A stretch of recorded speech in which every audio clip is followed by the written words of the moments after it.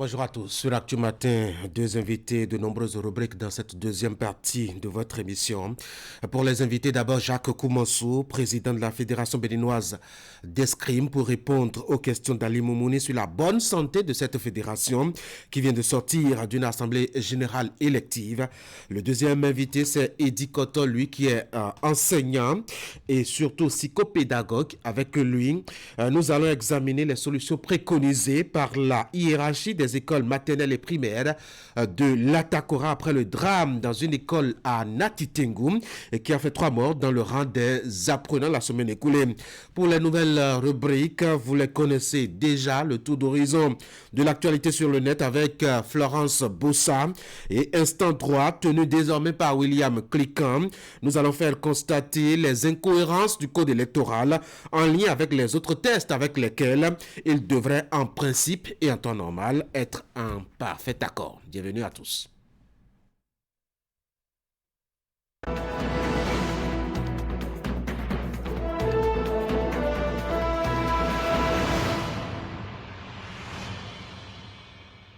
C'est le premier rendez-vous sur Actu Matin. Ça s'appelle La Une des journaux, le tour d'horizon rapide. Des informations présentées par les quotidiens en leur une. On va ouvrir avec Fraternité ce matin. Promesse devant les militants et sympathisants du parti LD et Boni en 2026. Le Bénin va se féliciter d'avoir 3 anciens président se réjouit donc l'ancien chef d'État béninois avec une photo tout sourire à la une et en manchette de Fraternité ce matin. Retrait du Mali, du Niger et du Burkina Faso de la CEDEAO. Lionel Zissou parle des impacts de cette décision et puis sauvegarde de la culture dans les aires socioculturelles du Bénin. La création d'agences pour la valorisation des patrimoines du secteur. Passons maintenant à Matin Libre, revue du PTA du ministère du Développement, les orientations de Biochane au cadre. Les 4 vérités, propositions de loi portant révision de la Constitution au Bénin.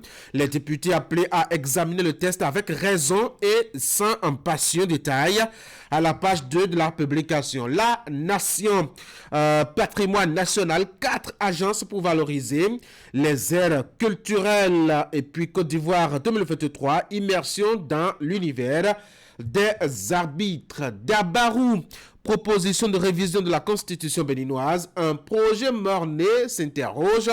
Le journal et puis la nouvelle gazette commune de Karimama et Matiri.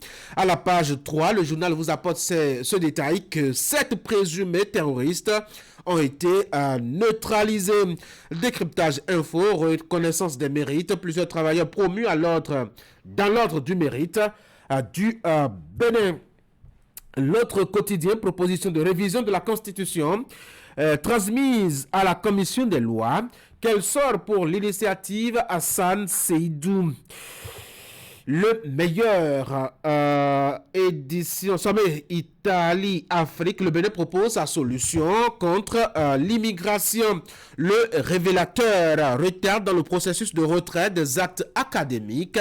Les chefs d'entité nonchalants à l'origine du martyre des étudiants. Nous passons à le matinal. Mairie de Ouida, page 2, précision. Le secrétaire exécutif Afissou Maman Sabi a démissionné. Nous apprend donc la publication. Nous sommes maintenant avec Libération, vague de nominations dans les ministères et institutions de la République. Patrice Talon promeut 478 Béninois à décompter. Le journal, quand le président reconnaît et célèbre les mérites de ses compatriotes. Et nous voici de retour à la une de Fraternité pour la deuxième lecture. Promesse devant les militants et sympathisants du parti LD.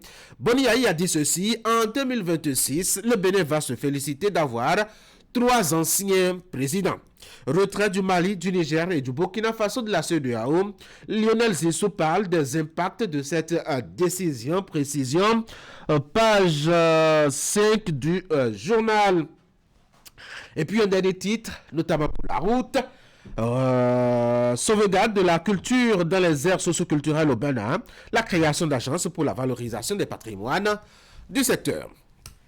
Ainsi donc, le tour d'horizon, rapide des informations à la une des publications ce matin. À notre habitude, on feuille l'intérieur de Fraternité pour les articles assez intéressants. Et déjà, on peut vous proposer ceci, qui se trouve à la page 3 de la publication, qui paraît à mes noter. C'est au sujet de cet avis de Boniaï, qui espère et rêve qu'en 2026, le Bénin va se féliciter d'avoir 3 anciens présidents. Alors, il y a élection générale en 2026 et l'ancien chef d'État espère bien qu'à la fin de ces élections, le président Patrice Talon aura passé la main à son successeur. Cela permettra d'avoir donc au Bénin 3 anciens présidents. Ce sera alors Nicéphore Dieudonné Soglo, Boniaï et puis Patrice Talon, notamment dans l'ordre de succession. Un autre sujet qui pourrait vous intéresser, c'est le compte rendu du Conseil des ministres d'hier. À la page 2, Fraternité, faites un zoom sur les différentes nominations qui ont été faites hier. Mais il y a aussi que vous pouvez découvrir, quand vous avez votre exemplaire du quotidien, les autres points abordés par le conclave hebdomadaire. Beaucoup de décisions prises à l'occasion.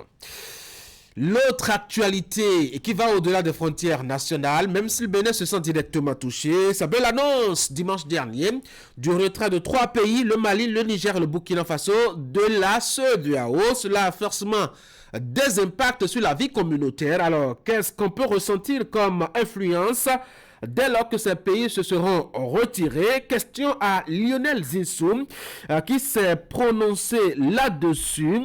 Cela devrait entraîner beaucoup de conséquences, dit-il, notamment dans les colonnes du journal. Quand le Mali, le Burkina et le Niger auront quitté la CEDEAO, des droits de douane vont s'appliquer pour faire entrer leurs marchandises dans les pays membres de la communauté économique. Cela risque donc d'être un petit peu plus difficile pour les entreprises de ces pays qui travaillent déjà dans toute la région, mais aussi pour attirer de nouveaux investisseurs. Il y a bien d'autres détails intéressants liés justement à cet avis de l'économiste, l'ancien premier ministre du Bénin. À cette fraternité, allez à la page 5 et lisez. Lisez aussi la page 6 et la 7. Cela pourrait vous intéresser, vous qui êtes férus du football. La messe continentale se déroule actuellement en Côte d'Ivoire. Le journal vous rend compte de tout ce qui se passe, même si entre ces 2 jours-là, il n'y a pas match. On attend demain pour entamer les quarts de finale. Vivez donc ou revivez les frissons, les émotions, en tout cas qui vous attendent lors de ces rencontres avec les chemins qui se dessinent. Fraternité vous propose et vous rappelle les différentes affiches. Et puis, ce que vous pourriez attendre lors de ces quarts de finale. Quelques projections réalisées par le journal qui sera menotté. À la page 7, vous avez quelques physionomies qui pourraient vous intéresser et que vous pourriez bien attendre sur les prestations à partir de demain vendredi. On n'est pas encore là. C'est pour cela qu'on va continuer sur l'Actu Matin et je voudrais vous donner rendez-vous avec Ali Moumouni tout à l'heure pour la page des sports. On va faire une revue de l'actualité des sports et on va donner la parole à un ancien sportif, chroniqueur de son état, Jacques Koumansou, qui est désormais président d'une fédération, notamment celle d'escrime. C'est lui l'invité d'Ali Moumouni, il passera par ici. Avant cela, voici le bulletin chez vous avec Ingrid. Ingrid, bonjour. Bonjour Tanguy et bonjour à tous. Au lendemain de son audience avec le président Patrice Talon, le parti Foscori pour un Bénin émergent a tenu un point de presse à son siège à Cotonou. Objectif, faire le résumé de sa rencontre avec le président de la République. L'exercice a permis à la formation politique de dévoiler sa position en ce qui concerne la relecture du code électoral en vue des élections générales de 2026. Canal 3 vous rend compte. Au menu de ce bulletin aussi, les images de cette messe dite pour le repos des âmes des disparus du drame de Dassazoumen. Lundi, cela faisait exactement 1 an que le drame a eu lieu. Un accident de circulation qui a causé la mort de près d'une trentaine de personnes et de nombreux blessés. Cette initiative de l'évêché du diocèse de Dassazoumen est soutenue par les autorités et autres cadres de la région. Canal 3 partage les émotions avec vous ce matin. Voici le bulletin.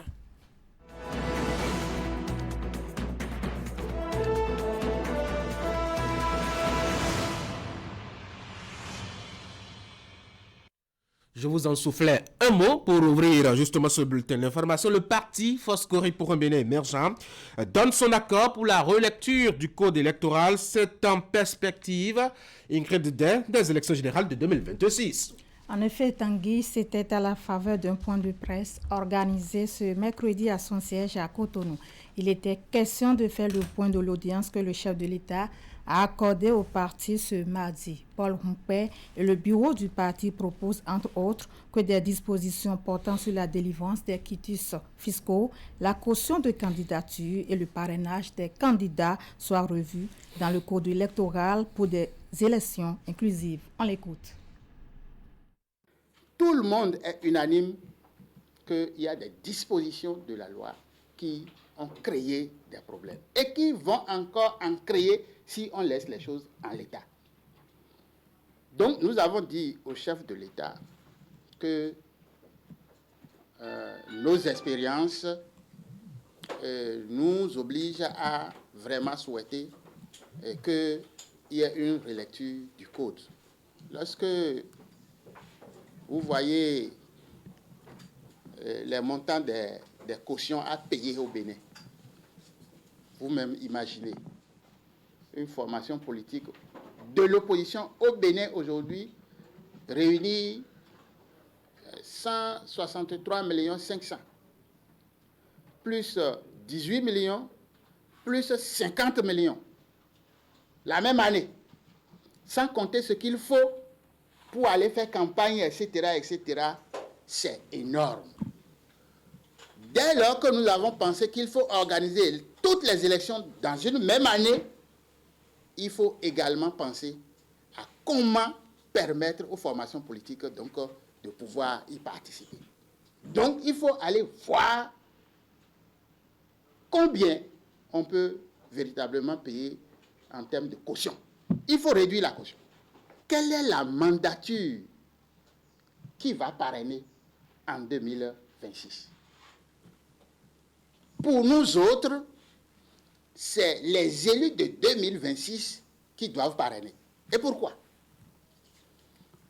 Vous voulez élire un président de la République qui aura 5 ans à faire avec des élus donc,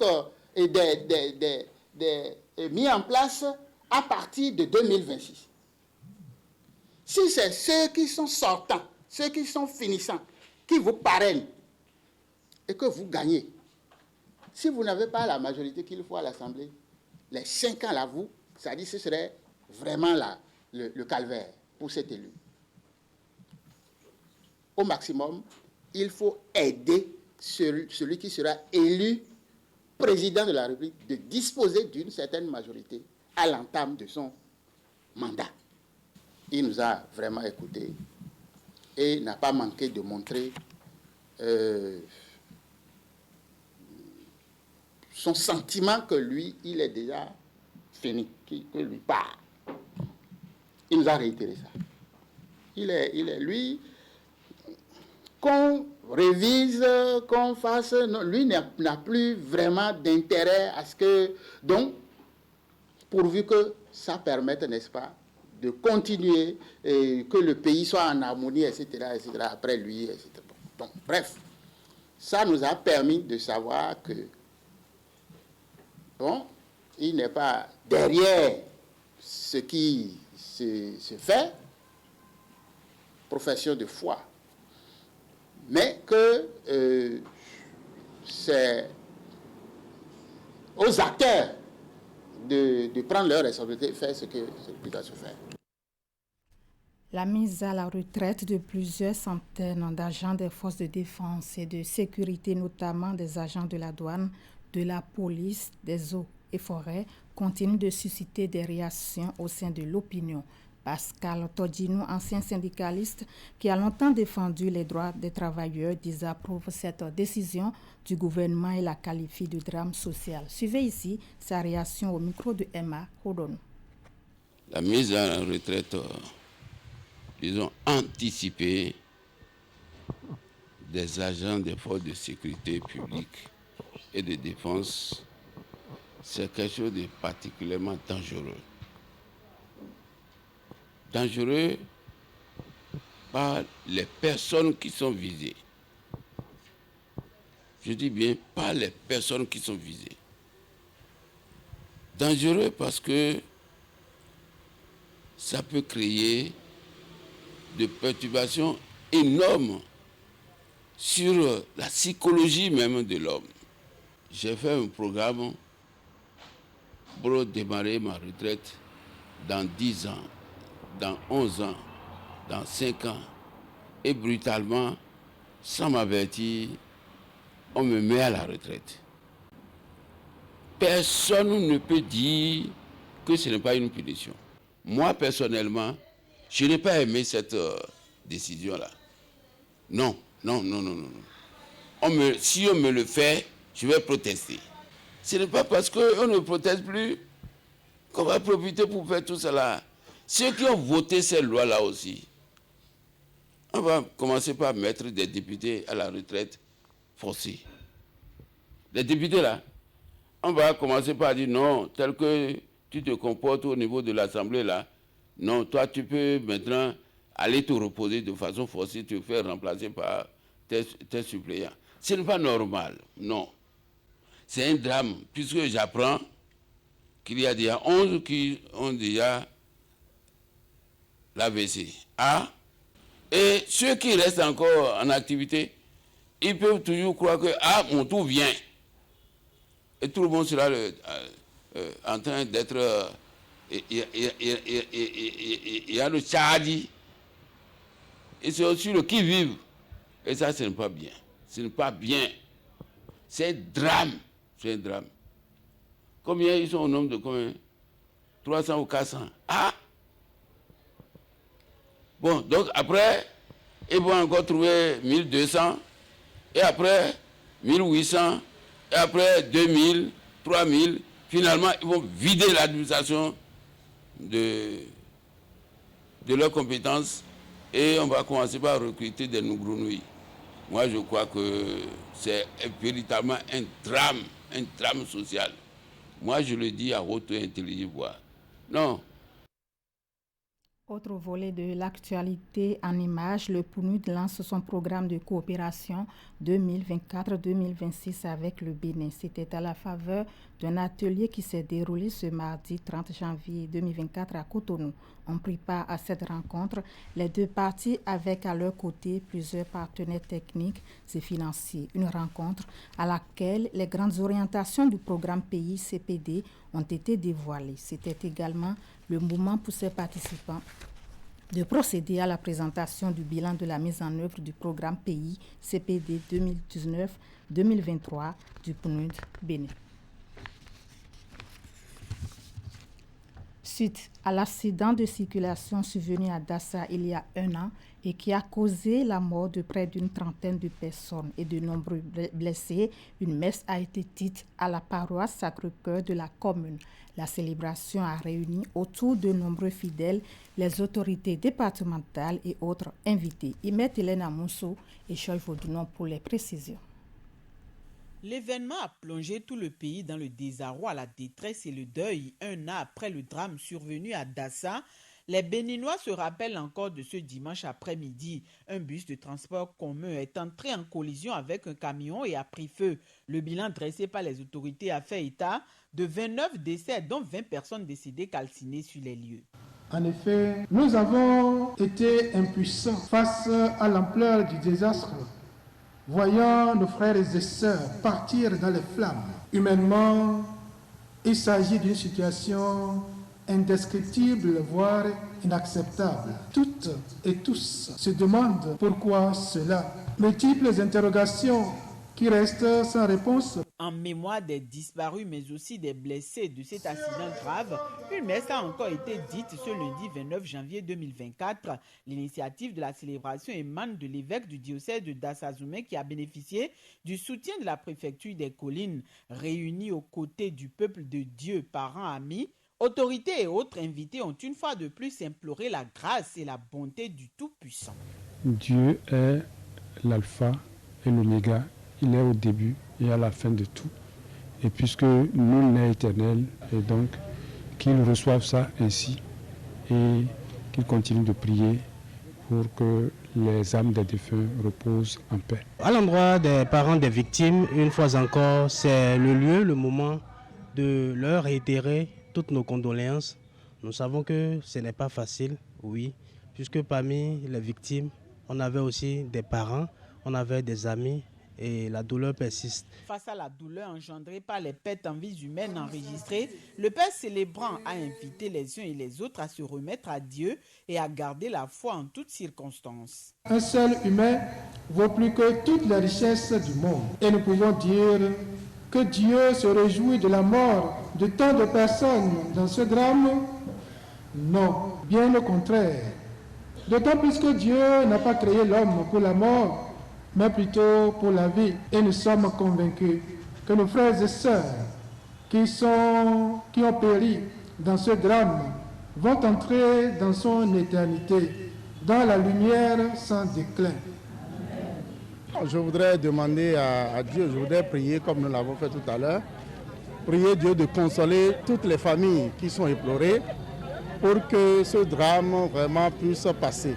C'est vrai que les êtres humains sont irremplaçables. Et vous voyez, tous ceux qui sont décédés, c'est vraiment important et nous ne pouvons pas rester insensibles à cela. Comme à Dassa, de pareilles initiatives ont été répétées dans d'autres localités du pays, tant le choc et le souvenir des pertes sont toujours vivaces dans les esprits.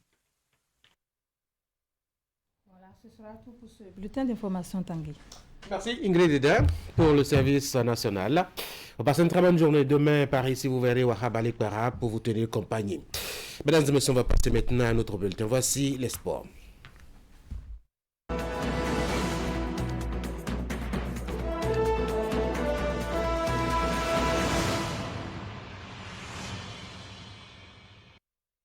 Jacques Okumaso, bonjour. Bonjour. Président élu de la Fédération béninoise d'escrime, merci d'être là. Invité par Ali Moumouni. Ali, bonjour. Bonjour Tanguy. Allez, ce matin, on va parler un peu de ce qui s'est passé au niveau de cette fédération récemment. Il s'agit de l'Assemblée générale élective. Et puis, notre ancien confrère, c'est ça, je dois dire. Hein? Bon. Ou notre confrère toujours. Journaliste toujours. Absolument. Donc, notre confrère a été réélu à la tête donc de cette fédération. Oui, Tanguy, c'est le cas. Et puis, c'est notre invité de ce matin, comme vous l'avez bien su bien planter le décor. On va donc avec le président réélu, sinon l'ancien nouveau président de la Fédération béninoise d'escrime qui est ici ce matin avec nous, Jacques Okumaso. Bonjour. Bonjour. Merci d'avoir accepté notre invitation. La Fédération béninoise d'escrime a organisé samedi 27 janvier 2024 son assemblée générale élective pour le renouvellement de son bureau dirigeant. Vous avez occupé le poste de président et 4 années plus tard, vous venez d'être plébiscité pour un nouveau mandat. Alors, avant de vous arracher vos premiers mots sur ce plateau, faisons un tour à la régie pour revivre ce moment fort qui a consacré votre élection.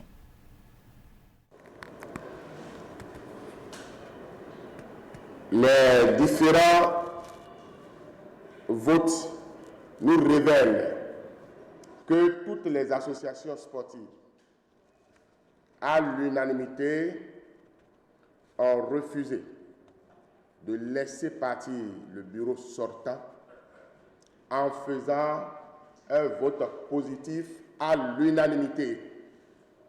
Alors, en vertu des pouvoirs qui me sont conférés, je déclare la liste conduite par le président Jacques Okumaso élu à 100% pour conduire le prochain mandat de la Fédération béninoise d'escrime.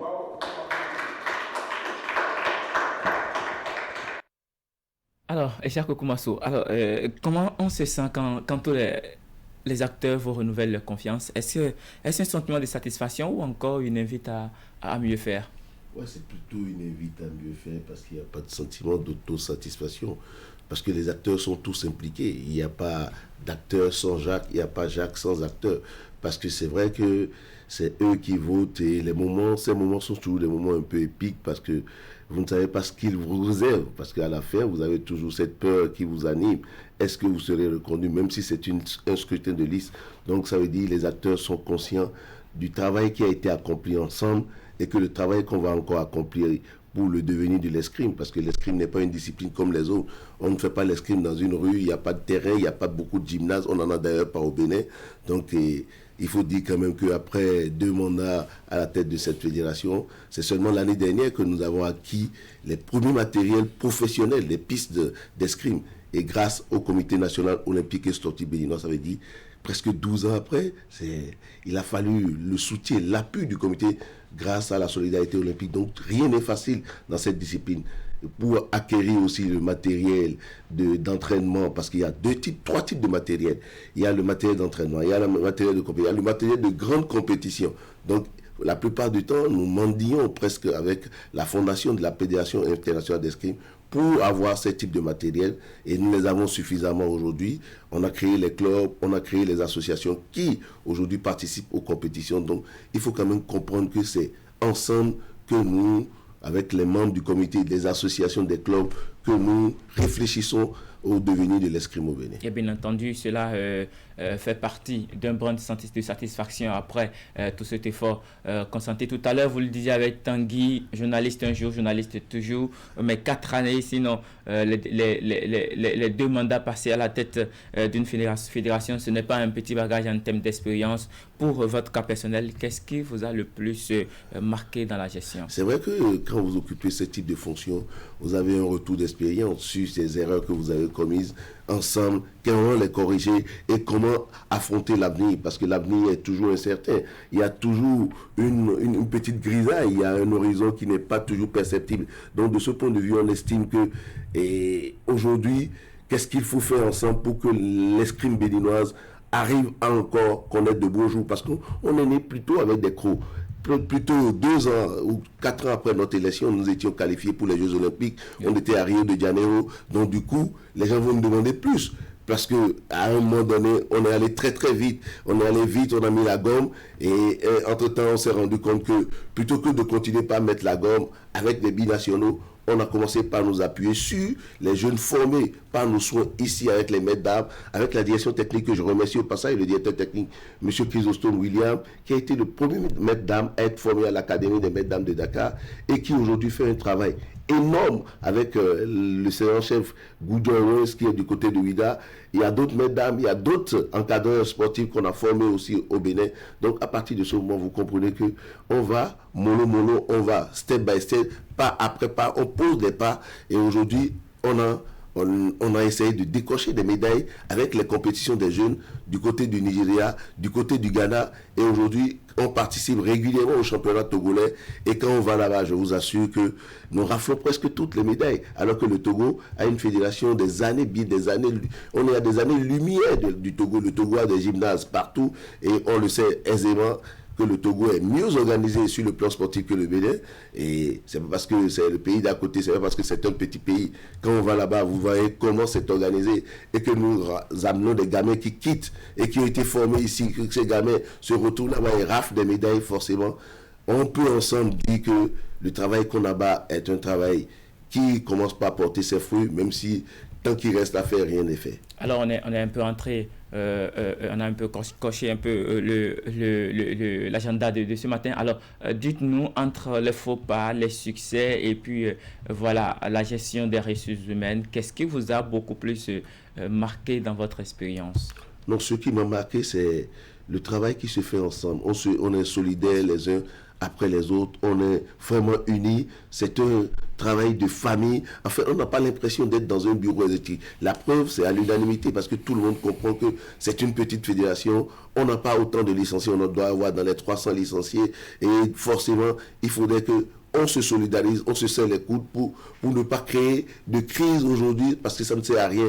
Tout de suite, vous allez vous plomber, vous allez vous tirer dans les pattes, alors que plutôt que d'aller très loin, plutôt qu'ensemble on aille loin, ce qui me marque, c'est cette entraide, cette union, cette solidarité au sein des membres du bureau exécutif, avec les associations aussi, qui sont dirigées par d'autres personnes. Et à partir de là, vous avez constaté, on a créé les districts aujourd'hui. C'est là, on a créé les districts parce qu'on veut encore amener les gens à beaucoup plus adhérer à la partie de cette discipline, et je l'appelle l'évangélisation de l'escrime. Nous allons partir évangéliser les gens à pratiquer, les gamins, parce que forcément on en a besoin. Aujourd'hui nous sommes en train de signer un accord de partenariat avec les forces armées béninoises. Je salue au passage le chef d'état-major général.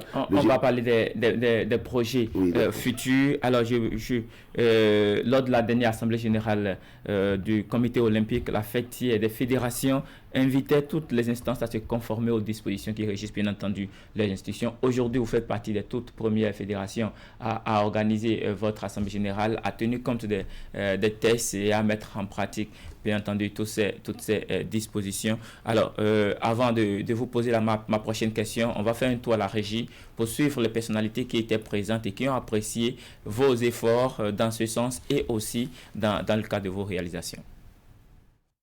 La présente Assemblée générale, pour moi, loin de répondre simplement à une obligation statutaire, constitue un acte de haute portée démocratique et une preuve de bonne gouvernance.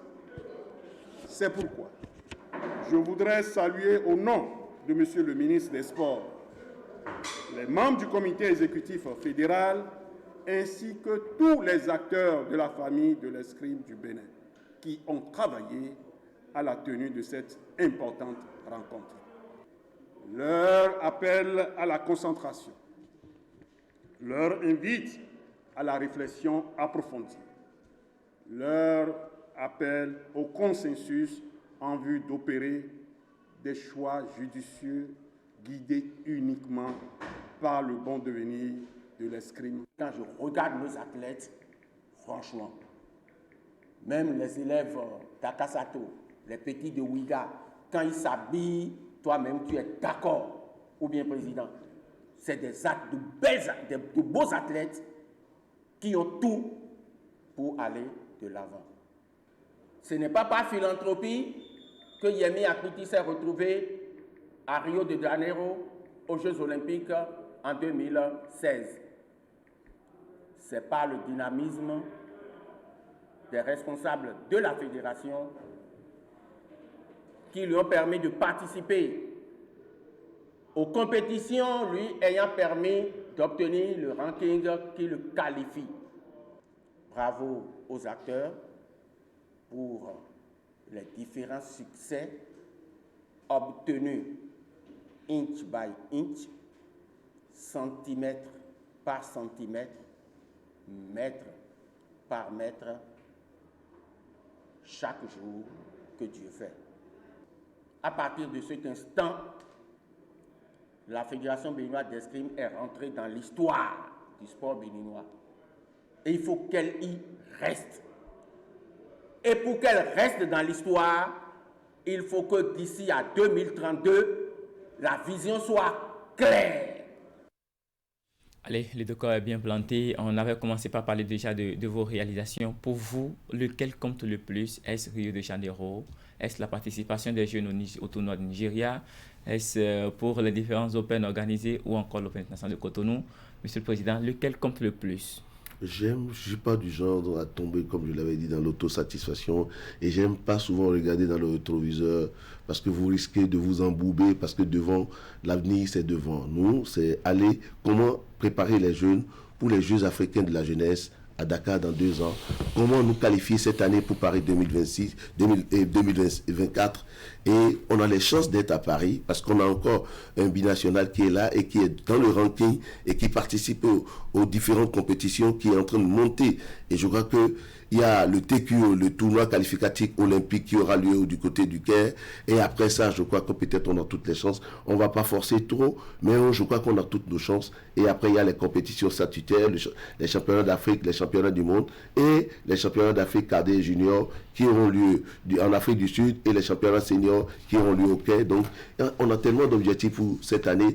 Et c'est derrière ces objectifs, nous espérons que nous pouvons nous qualifier encore, une fois encore pour les Jeux Olympiques, parce que nous voulons rester collés à l'histoire, nous voulons écrire l'histoire du sport béninois en étant l'une des rares disciplines à nous qualifier régulièrement pour les Jeux Olympiques. Et à partir de ce moment, on peut dire, le jour où on ne sera plus là, qu'on a essayé de monter une fédération d'escrime, on a essayé de faire parler l'escrime, on a essayé de faire parler les armes blanches, et que le Bénin est aujourd'hui connu. C'est vrai, le Bénin fait partie des pays les mieux connus en Afrique au sud du Sahara, et c'est pour ça que les pères ont porté leur voix sur moi pour que je devienne secrétaire général adjoint de la Confédération africaine d'escrime. C'est vrai, j'aurais pu devenir secrétaire général, mais il faut avoir suffisamment de temps pour ces genres d'activités, et quand on n'a pas encore fait valoir nos droits à la retraite, on essaie de tout faire pour être là et apprendre avec les autres. Et notre rêve, vous le connaissez, on a déjà plusieurs présidents de confédération au Bénin.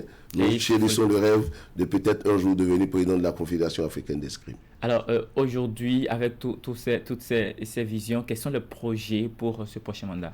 Les projets, c'est simple, c'est continuer par créer les clubs d'escrime, continuer la vulgarisation de l'escrime, nous qualifier pour les Jeux Olympiques, aller aux Jeux africains de la jeunesse à Dakar, et dans 2 ans, et 2 ans c'est aujourd'hui, 2 ans ça se prépare aujourd'hui. Les gamins qui ont 12 ans, 14 ans, dans 2 ans auront 16 ans, et ils seront qualifiables pour aller à cette compétition. Et j'avoue que nous sommes, à partir de ce moment, nous n'allons pas simplement nous qualifier, parce que ce ne serait pas dans l'adage du baron Pierre de Coubertin. L'essentiel pour nous, ce n'est plus de participer, mais c'est de revenir avec des médailles. Alors pour le temps immédiat, quel est le chantier qu'il faut aborder très rapidement? Le chantier immédiat, c'est de participer au championnat d'Afrique cadet junior qui auront lieu du côté de l'Afrique du Sud à Johannesburg.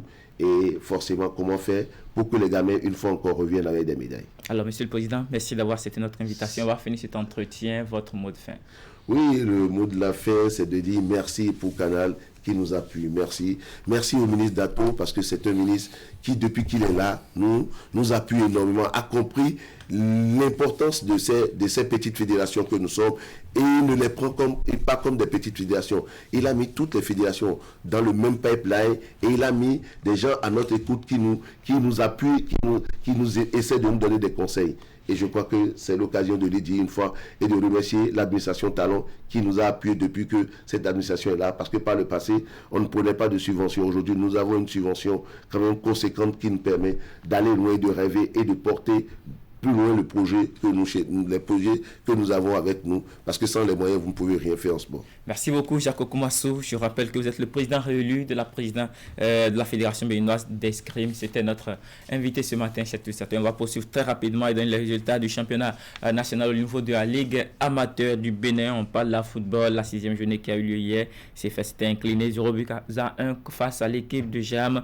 La Sauce s'est inclinée sur le même score face à Abisport. Il faut noter le match nul, score de parité, 1 but partout entre Étalon et Tambo FC. La JSV s'impose 2-0 à Espérance, et puis Sitatonga, leader au classement de cette zone A, s'impose également. Ça fait donc du 6-6 pour Sitatonga qui s'impose face à l'USSK qui est 1-0. En Angleterre, je parle du vieux continent, pour la 22e journée de la Première Ligue, Tottenham a pris le dessus sur Brentford dans la douleur, bien entendu, 3-2 pour les Spurs qui retrouve une nouvelle fois le chemin du succès et qui se retrouve aujourd'hui dans le Big Four pour la suite de la saison. Man City s'est imposé 3-1 face à Burnley, et puis le tarif habituel de Liverpool se poursuit, 4-1 face à Chelsea après les scores lourds face aux adversaires précédents. La suite de cette 22e journée sera ce soir avec 2 rencontres au programme. West Ham affrontera à 20h30 Bournemouth, et pour finir, ce seront les Mancuniens de Manchester United qui vont, les Diables Rouges de Manchester United qui vont se déplacer pour affronter l'équipe des Wolverhampton. Tanguy. Ali Moumouni, merci beaucoup pour ce tour d'horizon de l'actualité des sports sur Actu Matin. Jacques Okumassou, merci beaucoup. Du courage à vous. Bonne chance surtout pour votre nouveau mandat. Merci. Mesdames et messieurs, on va souffler un peu, le temps d'installer Eddie Koto. On est calé pour la CAN. La CAN chez Distrimas, c'est gratuit avec les décodeurs intégrés des téléviseurs Full HD Nasco LED de dernière génération. Comment installer les chaînes gratuites sur nos télévisions Nasco? Étape 1. Branchez le câble de votre parabole à votre téléviseur Nasco. Étape 2. Choisissez la langue de votre téléviseur Nasco. Étape 3. Choisissez environnement dynamique. Étape 4. Choisissez Bénin. Étape 5. Choisissez TNT. Étape 6, lancer la recherche.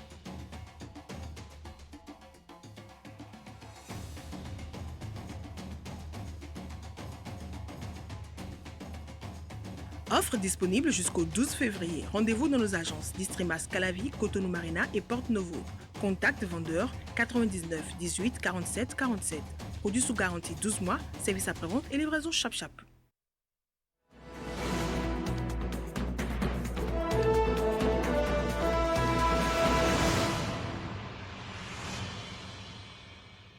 C'est le moment invité sur Actu Matin et comme je l'ai annoncé dans mon introduction, Eddie Coton, enseignant psychopédagogue, est notre invité de ce matin. Monsieur Coton, bonjour. Bonjour, bienvenue sur Actu Matin.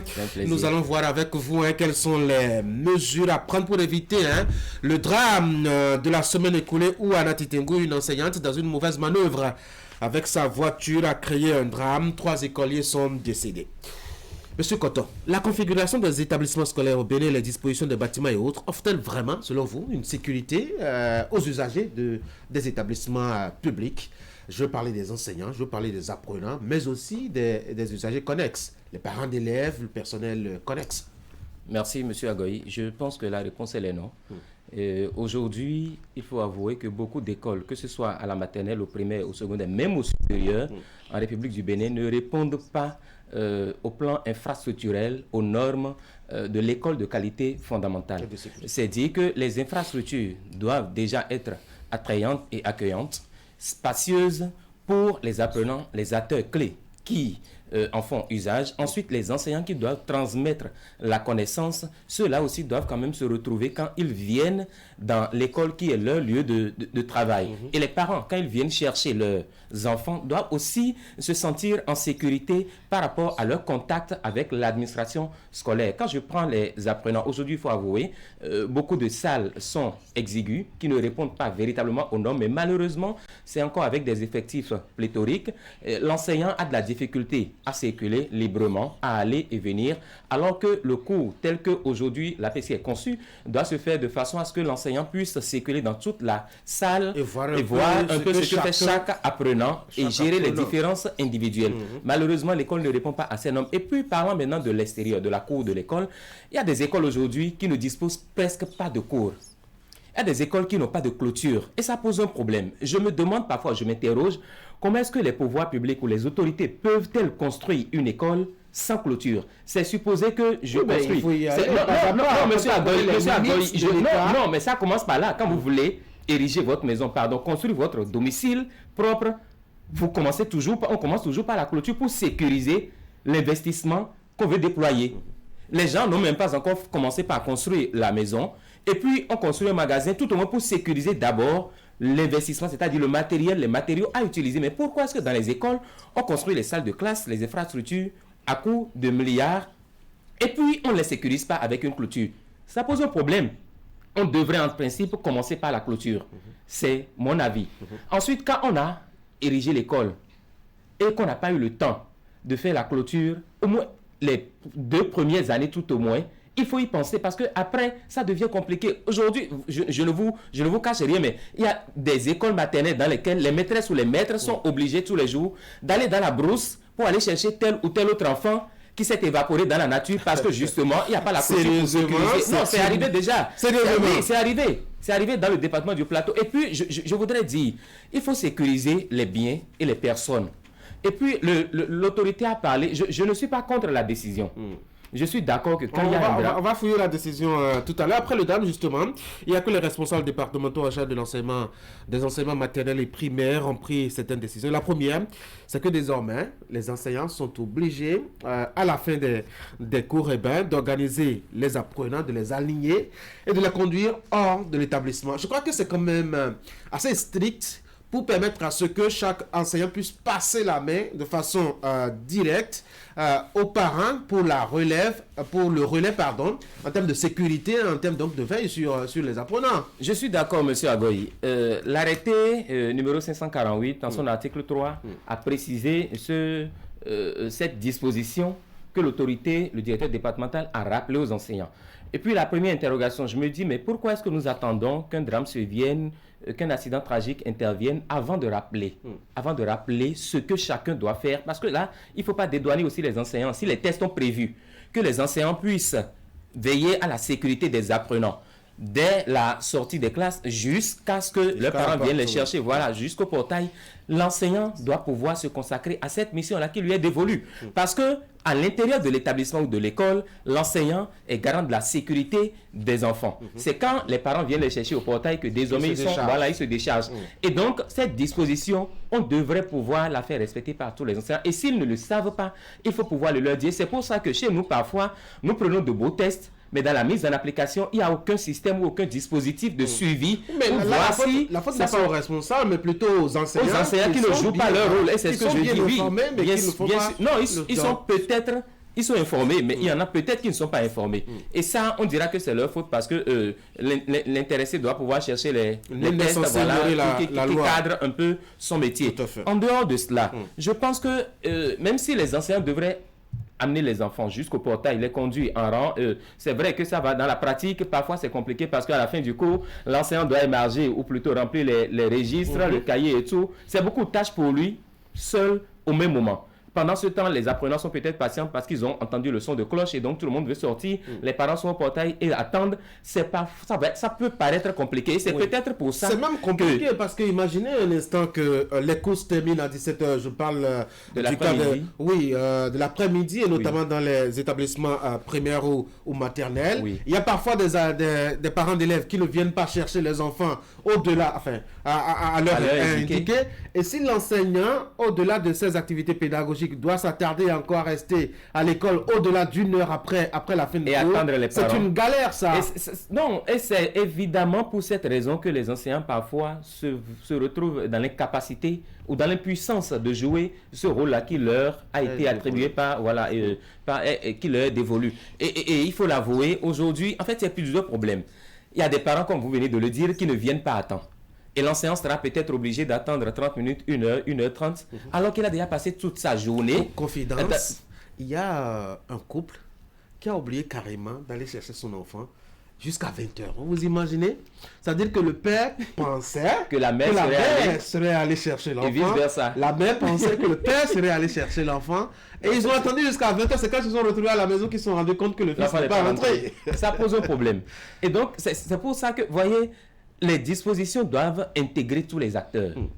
Les parents doivent savoir que 30 minutes maximum, après les cours, ils doivent venir chercher leur enfant. S'ils sont occupés au plan professionnel, qu'ils envoient une tierce personne, quelqu'un de confiant. Et là, l'autorité rappelle que les enseignants, après avoir raccompagné les enfants, les apprenants jusqu'au portail, puissent vérifier l'identité des parents. Ce n'est pas possible. Ah oui, ce n'est pas possible parce que dans les écoles primaires aujourd'hui au Bénin, en dehors des classes de CM2 qui doivent passer l'examen, les écoles primaires, les enfants ne disposent pas de pièces d'identité.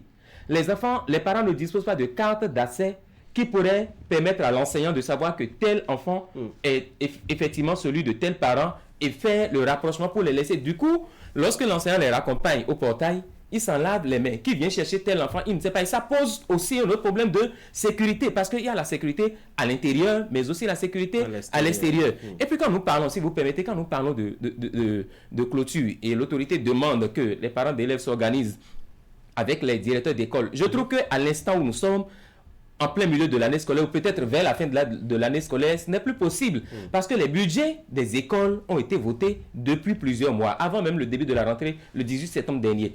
Et on sait qu'aujourd'hui, les subventions qui sont allouées aux écoles primaires, c'est 900 000. Et dans les 900 000, ce n'est pas que l'école peut les disposer comme elle le souhaite. Les 900 000, il y a 60 000 qui sont accordés à l'UASEC, c'est-à-dire l'Union des associations sportives, et culturel de l'enseignement primaire, 30 000 pour le bureau APE. Et là encore, les 900 000 dont nous parlons, c'est les 2 tiers qui sont envoyés. Donc, l'école a fonctionné au début avec environ 200 000. A fonctionné. Et peut-être c'est 4-5 mois après que l'État envoie le reste. Ce n'est pas la faute à l'État, c'est peut-être l'organisation qui est mise sur le dispositif, voilà, qui est mis sur pied. Mais c'est pour dire qu'aujourd'hui, à l'heure actuelle, il n'est plus possible pour les directeurs. Oui, au moins pour les années à venir, on peut déjà pour les années à venir. Et c'est pour ça que je trouve que nous n'anticipons pas assez. On a parlé de construction de parking. Ce n'est pas aujourd'hui au directeur d'école diriger un parking dans l'école pour la sécurité.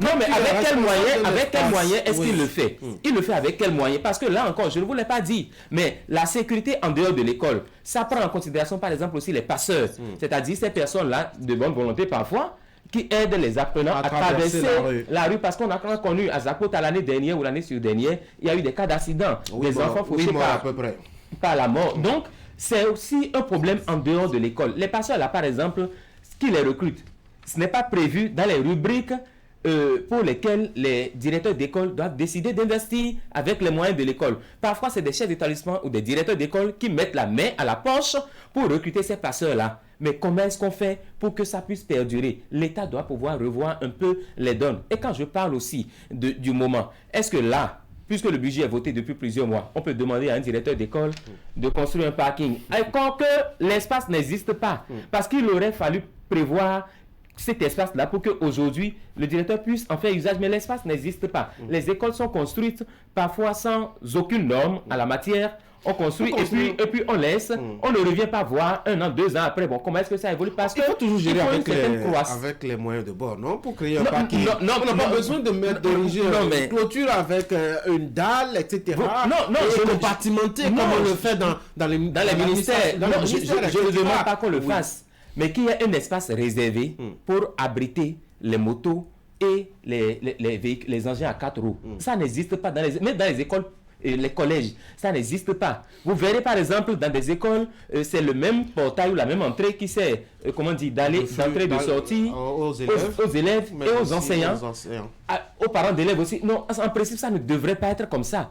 Parce que ça devrait préoccuper en fait par rapport à la sécurité qu'on voudrait accorder aux uns et aux autres. Et j'ai parlé de sécurité des biens des personnes. C'est déjà arrivé que dans une école ou dans des écoles, les gens sont allés cambrioler le bureau du directeur juste pour s'accaparer des biens ou des vivres prévus pour les cantines scolaires. Donc l'État qui investit ne prend pas suffisamment de dispositions pour sécuriser ces biens et sécuriser aussi les personnes. Et donc je pense que véritablement pour résoudre ce problème... Allons-y rapidement sur le fond. Oui, pour résoudre ce problème. D'abord, je demande à l'autorité de ramener la balle à terre parce que ce qui est arrivé, ce n'est pas forcément... Elle n'est pas énervée, elle a rappelé quelques dispositions. Non, mais quand on dit rappel à l'ordre, vous savez, l'intitulé déjà de la note, ça peut... Je pense que dans cette situation, il faut toujours ramener la balle à terre. Et quelqu'un dira que dans la plus grande douleur ou dans la plus grande émotion, il ne faut jamais prendre de décision. L'autorité doit décider, rappeler, je suis d'accord. Mais qu'on essaye d'y aller avec méthode. En quoi faisant?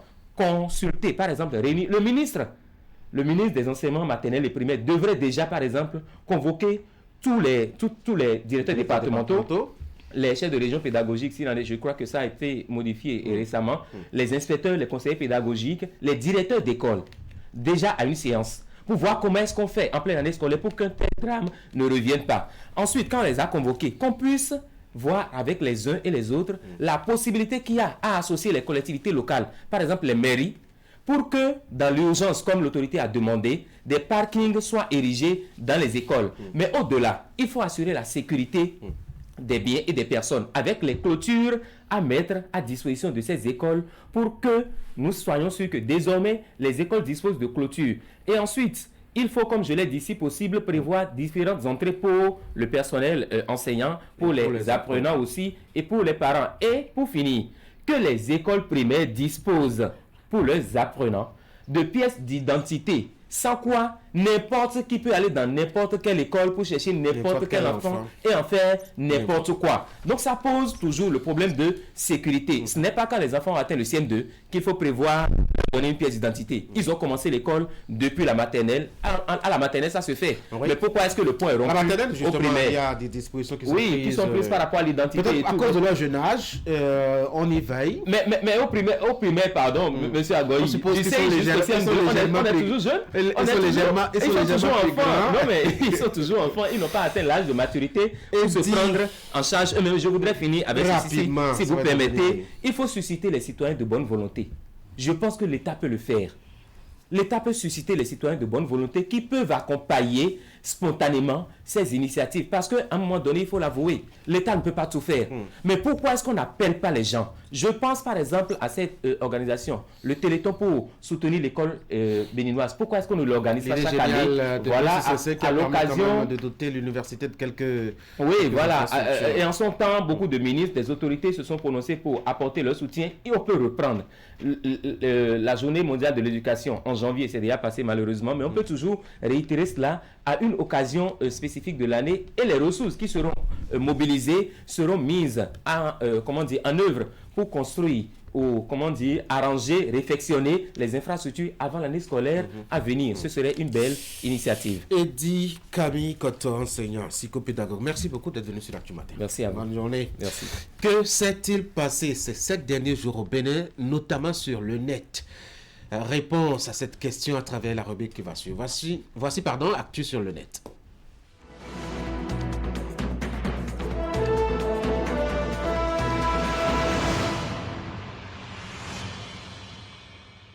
Florence Bossa, bonjour. Bonjour Tanguy. On dira peut-être la revue de presse sur le net. Nous sommes donc dans la rubrique Actu sur le net.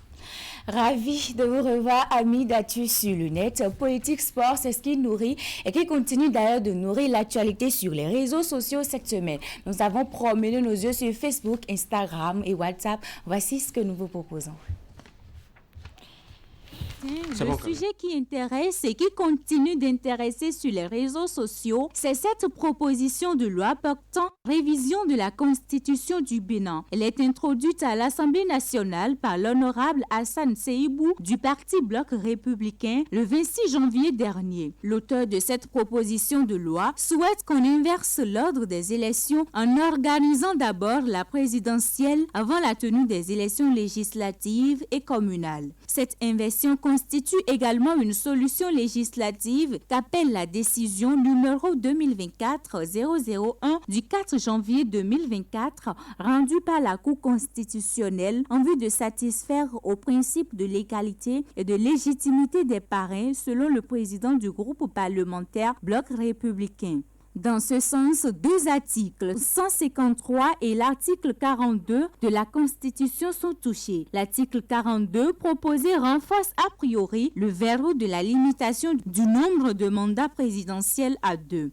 Dans tous les cas, nul ne peut de sa vie exercer plus de 2 mandats présidentiels. Sujet la proposition. Cette initiative de loi portant révision de la Constitution est très commentée sur les réseaux sociaux. Un internaute écrit sur sa page Facebook: au milieu des souffrances des Béninois, le numéro 2 du gouvernement, Abdoulaye Biotchane, et son suppléant font feu de tout bois pour exaucer le vœu de leur patron. Ils se fichent de l'urgence de l'heure pour le Bénin et tout ce qui leur importe, c'est réviser la Constitution. À un autre de dire, rien ne marchera s'il plaît à Dieu. C'est les gens comme ceux-là qui trahiront le président actuel au fil du temps.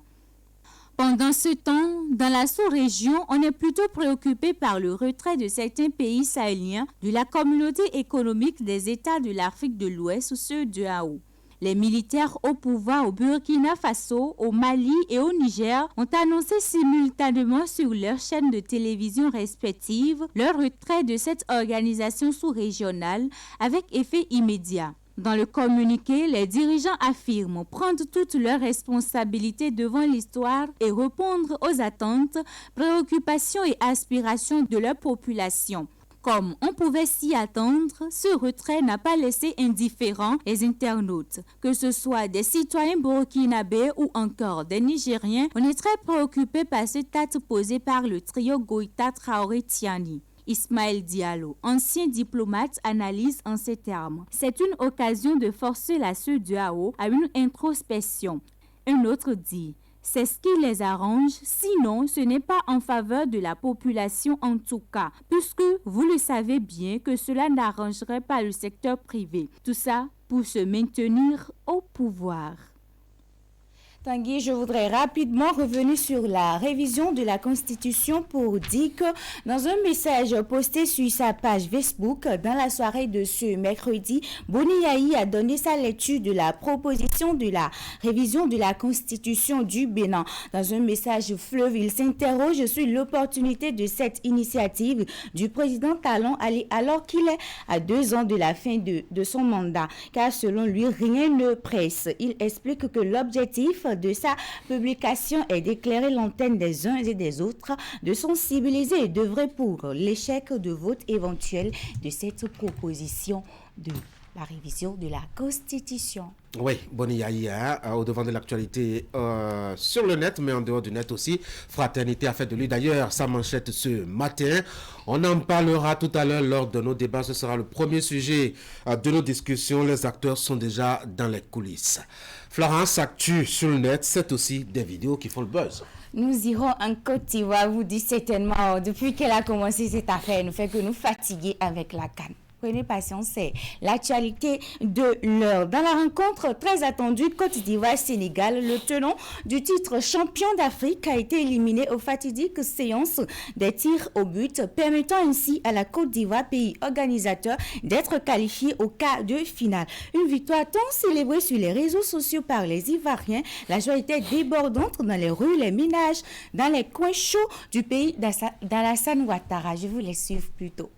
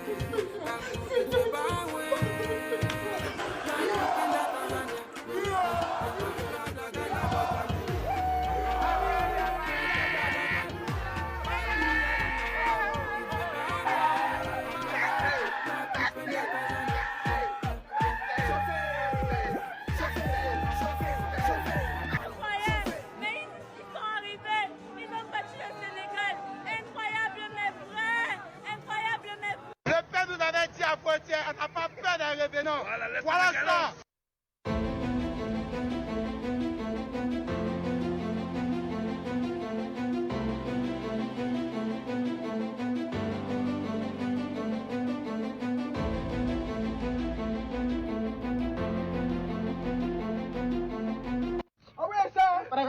Ah ouais ça, si t'es fatigué, il faut être bien. Nous on est là. Ouais, pauvre jaloux. Wow. Moi tu as dit nous on est champions, non? Et nous aussi on est champions. Toi tu n'as rien vu, tu n'as rien vu d'abord. Hey. Nous sommes des fiertés, nous sommes des champions. Les Ivoiriens non plus. Vous avez triché. Vous avez payé l'arbitre pour le penalty. Penalty, quel penalty? Et hier là, le penalty là, vous les Sénégalais, vous ne connaissez rien, on a des nous, Sadio Mané là, il a 3 fois ballon d'or. 3 fois ballon d'or, il y a Touré, tu connais Touré? Quel y a Touré? Il n'a jamais pris ballon d'or. Nous on a beaucoup d'artistes plus que vous, hein. Didibé, tu connais Didibé? Non, Youssou Nour ne connaît rien. Youssou Nour connaît, regardez là, vous n'avez que les bouches comme ça, parler comme ça. Ça c'est incompréhensible. Moi je ne peux pas parler de l'arbitre. Mais bien sûr, si là tu vas aller regarder la VAR pour leur donner un penalty, un gars qui prend le ballon 40 mètres et fait un chevauché, il rentre dans la surface, il est devant, et tu veux pas aller regarder la VAR. Je suis désolé, mais là c'est abusé.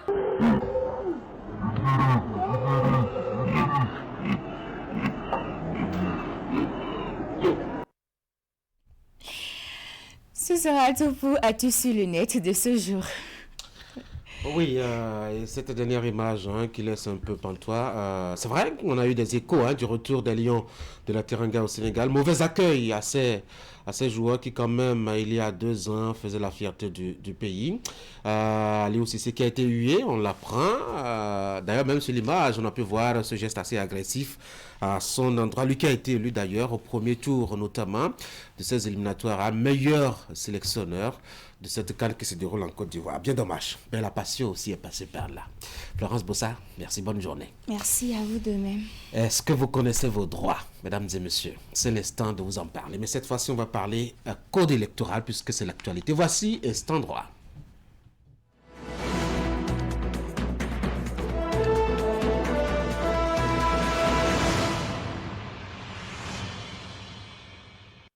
On va relever à l'occasion donc de nos échanges avec William Cliquant les incohérences au sein du code électoral en lien avec la Constitution, mais aussi et surtout les autres tests législatifs. William Cliquant, bonjour. Bonjour. Vous nous l'aviez promis, nous y sommes aujourd'hui. On parle ce jeudi dans Instant Droit des imperfections techniques du code électoral en vigueur à l'heure du débat, de sa relecture. D'abord, on va commencer par là, question pour question. Quelles sont les incohérences dans ce test?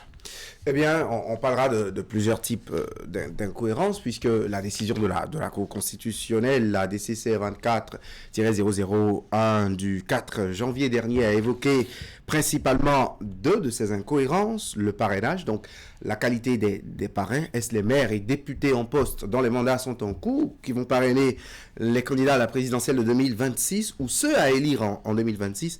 Un aspect beaucoup plus politique de la loi que nous n'aborderons pas. Mais du point de vue exclusivement juridique, ce qui interpelle le plus dans cette loi, la 2019-43 du 15 novembre 2019 portant code électoral, il se trouve au niveau de cette loi des incohérences, notamment au niveau des articles 109 et 142, à propos du scénario d'une annulation des élections du président de la République et du vice-président de la République. Le code se contredit clairement sur la question du délai d'organisation de la prochaine élection et trahit en bonne partie aussi l'article 149, l'article 49 bien sûr de la Constitution qui a défini clairement un délai de 14 jours. Parlant toujours des incohérences internes et celles liées à la loi fondamentale, à la Constitution, les articles 16 et 19 du Code ont rendu la Sénat compétente en matière de publication des résultats provisoires des élections législatives et présidentielles, ce que la Constitution n'a jamais prévu. On écoute plus en détail les précisions que relève Akwayon Clément Daci à ce propos. Il est docteur en droit public, c'est un juriste. L'article 109 et l'article 142. Vous savez, ces deux dispositions ont repris les dispositions de l'article 49 de la Constitution. Or, il se fait qu'au dernier alinéa de cet article, il est prévu qu'en cas d'annulation de l'élection du président de la République, du duo président de la République, vice-président de la République, l'élection est reprise dans un délai de 14 jours. C'est ce que le constituant a prévu. Et là, si je parle d'annulation, c'est l'annulation par la Cour constitutionnelle. Le constituant a prévu 14 jours. Il se fait qu'à l'article 142 du Code électoral, il est juste prévu 5 jours. Il y a déjà cette contradiction avec la Constitution. Contradiction d'abord à l'intérieur du Code lui-même, parce que l'article 109 du même Code a bien prévu les 14 jours, mais l'article 142 a prévu 5 jours. Il y a une autre incohérence, ou plutôt une autre contradiction qui se retrouve à l'article 16, aux articles 16 et 19 du Code électoral, où le constituant a confié la proclamation des résultats des élections législatives et présidentielles à la Cour constitutionnelle, ce qui était respecté dans les codes précédents jusqu'au code de 2013. Mais il se fait qu'avec le code de 2019, les articles 16 et 19 ont confié la publication des élections, la publication des résultats provisoires à la Sénat. Ce qui va un peu en contradiction avec l'article 49 de la Constitution.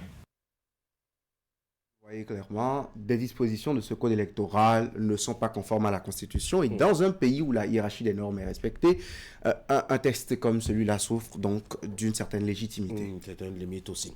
En dehors de celle relative à la réorganisation, doit-on dire, de la présidentielle annulée de publication des résultats provisoires des élections législatives et présidentielles par la Sénat, vous avez parlé de deux autres zones de contradiction dans ce test. Vous pouvez les découvrir. Celle relative aux contradictions avec d'autres lois de la République. C'est le cas, par exemple, avec plusieurs dispositions du Code pénal en matière de sanctions prévues pour chaque infraction dans le cadre du déroulement des processus électoraux.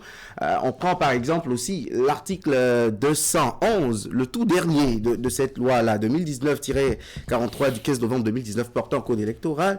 Elle n'abroge pas les dispositions similaires antérieures comme celle du code électoral de 2013 par exemple, mais fortuitement va s'intéresser à toute autre chose comme la loi fixant la pension et autres avantages des anciens présidents de la République. Bien étonnant tout simplement. À la lecture strictement juridique, notre spécialiste interrogé en parle, Dr Akwayon Clément Daci, y a consacré d'ailleurs des travaux scientifiques. Il est auteur d'un ouvrage intitulé « Le code électoral interprété par les juges administratifs et constitutionnels ». On l'écoute.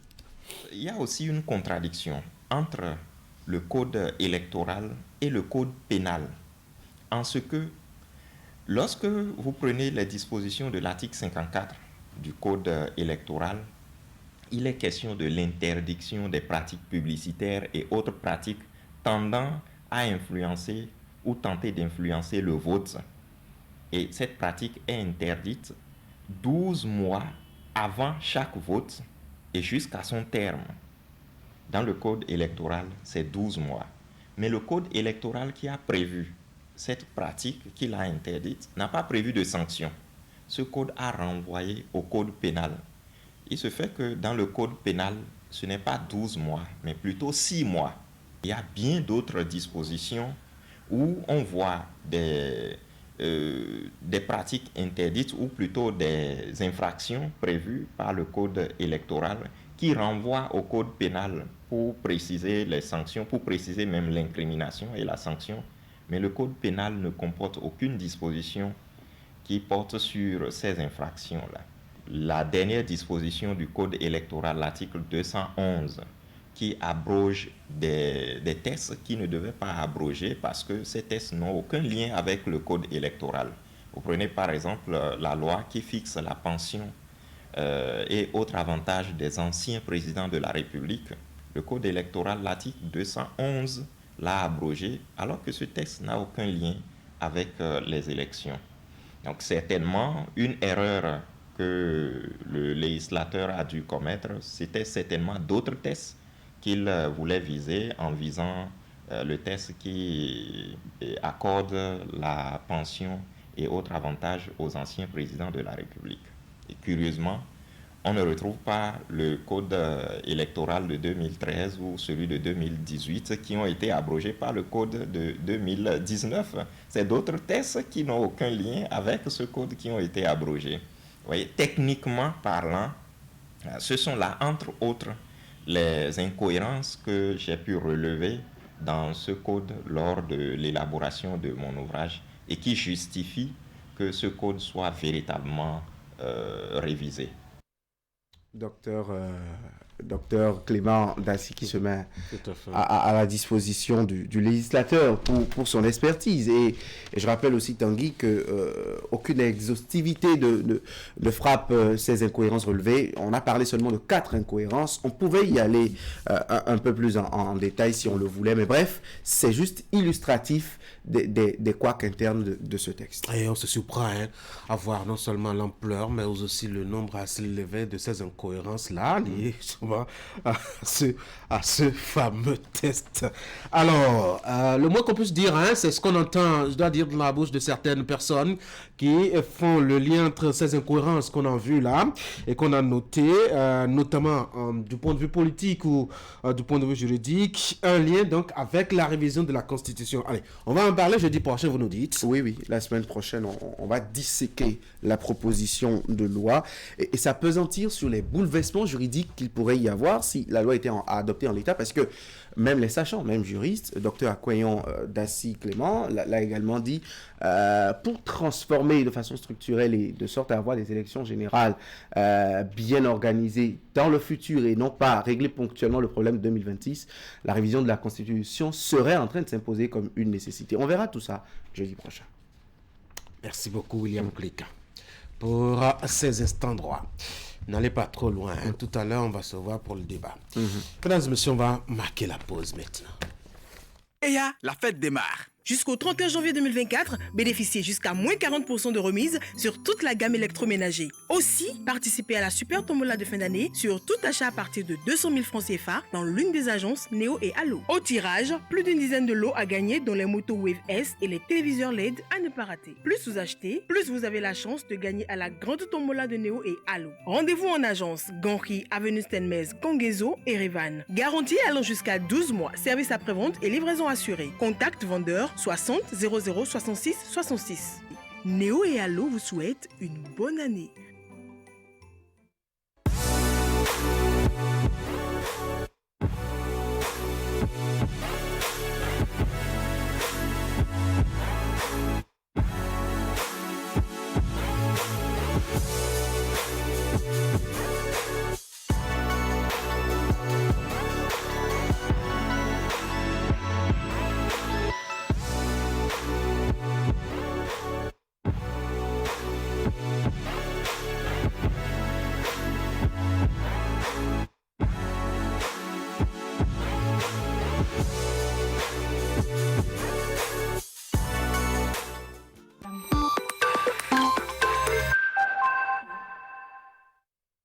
On est calé pour la CAN. La CAN chez Distrimas, c'est gratuit avec les décodeurs intégrés des téléviseurs Full HD NASCO LED de dernière génération. Comment installer les chaînes gratuites sur nos télévisions NASCO? Étape 1. Branchez le câble de votre parabole à votre téléviseur NASCO. Étape 2. Choisissez la langue de votre téléviseur NASCO. Étape 3. Choisissez environnement dynamique. Étape 4. Choisissez Bénin. Étape 5. Choisissez TNT. Étape 6. Lancez la recherche.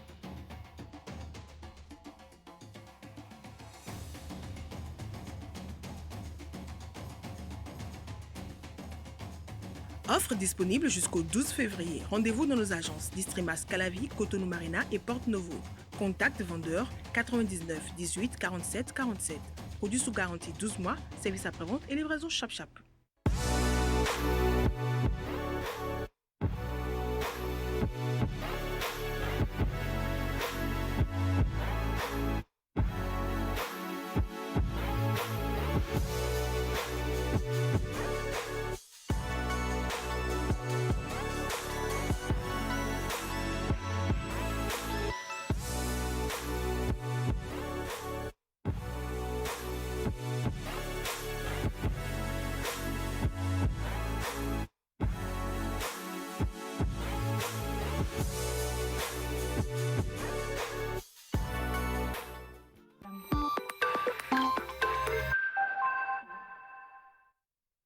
On est calé pour la CAN. La CAN chez Distrimas, c'est gratuit avec les décodeurs intégrés des téléviseurs Full HD NASCO LED de dernière génération. Comment installer les chaînes gratuites sur nos télévisions NASCO? Étape 1. Branchez le câble de votre parabole à votre téléviseur NASCO. Étape 2. Choisissez la langue de votre téléviseur NASCO. Étape 3. Choisissez environnement dynamique. Étape 4. Choisissez Bénin. Étape 5. Choisissez TNT. Étape 6. Lancez la recherche.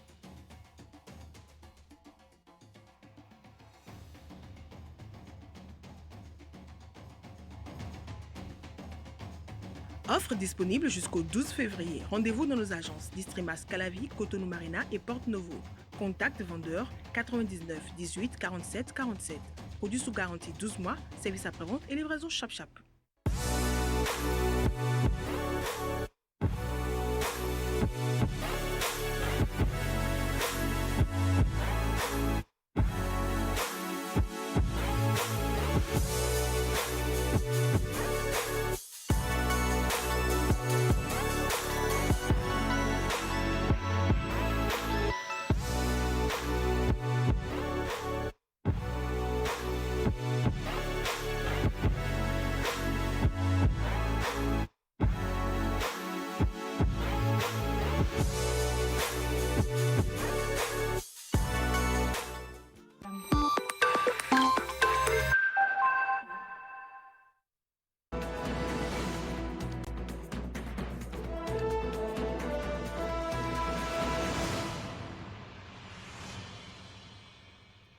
La révision de la Constitution est toujours au cœur, je dois dire, de l'actualité, avec un nouvel élément depuis hier soir. L'ancien chef d'État Boni Yayi, désormais président du parti Les Démocrates, s'en est ouvert sur sa page Facebook.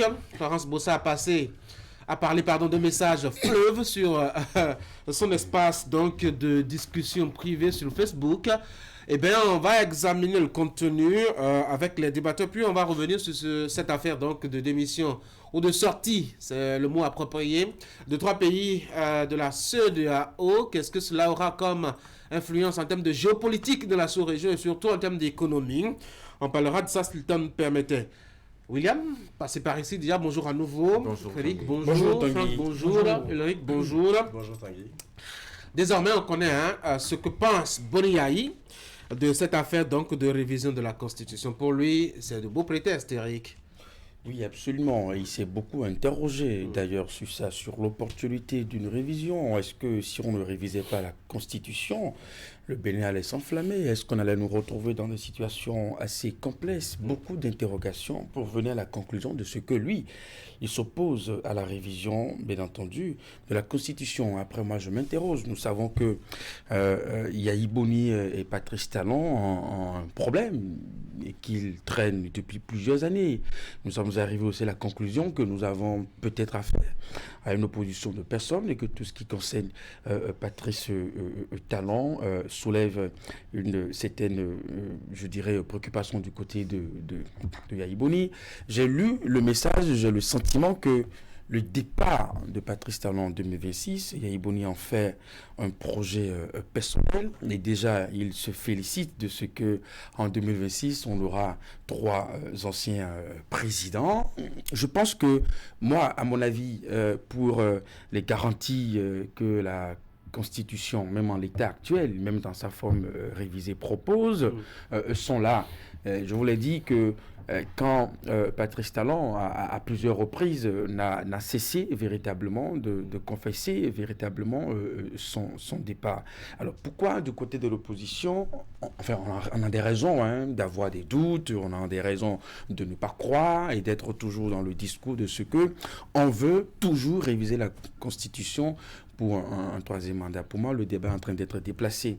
Les arguments évoqués dans la proposition de loi, est-ce que du côté de l'opposition, est-ce que cela est pertinent? Non, ça n'est pas pertinent pour nous. Je crois que c'est la question d'ailleurs que Boni Yayi se pose pour montrer que ce n'est pas pertinent. Ce n'est pas du tout pertinent. La toute première qu'il se pose, c'est est-ce que le monde s'effondre sur le Bénin si on ne révise pas la Constitution? J'allais finir rapidement, Tanguy, si vous me le permettez. Ce que j'ai compris également, c'est que Yayi Boni n'est pas contre une révision de la Constitution. Je crois savoir qu'il met cela peut-être plus tard. Pour lui, rien ne presse pour l'instant en 2026. Plus tard, peut-être possible.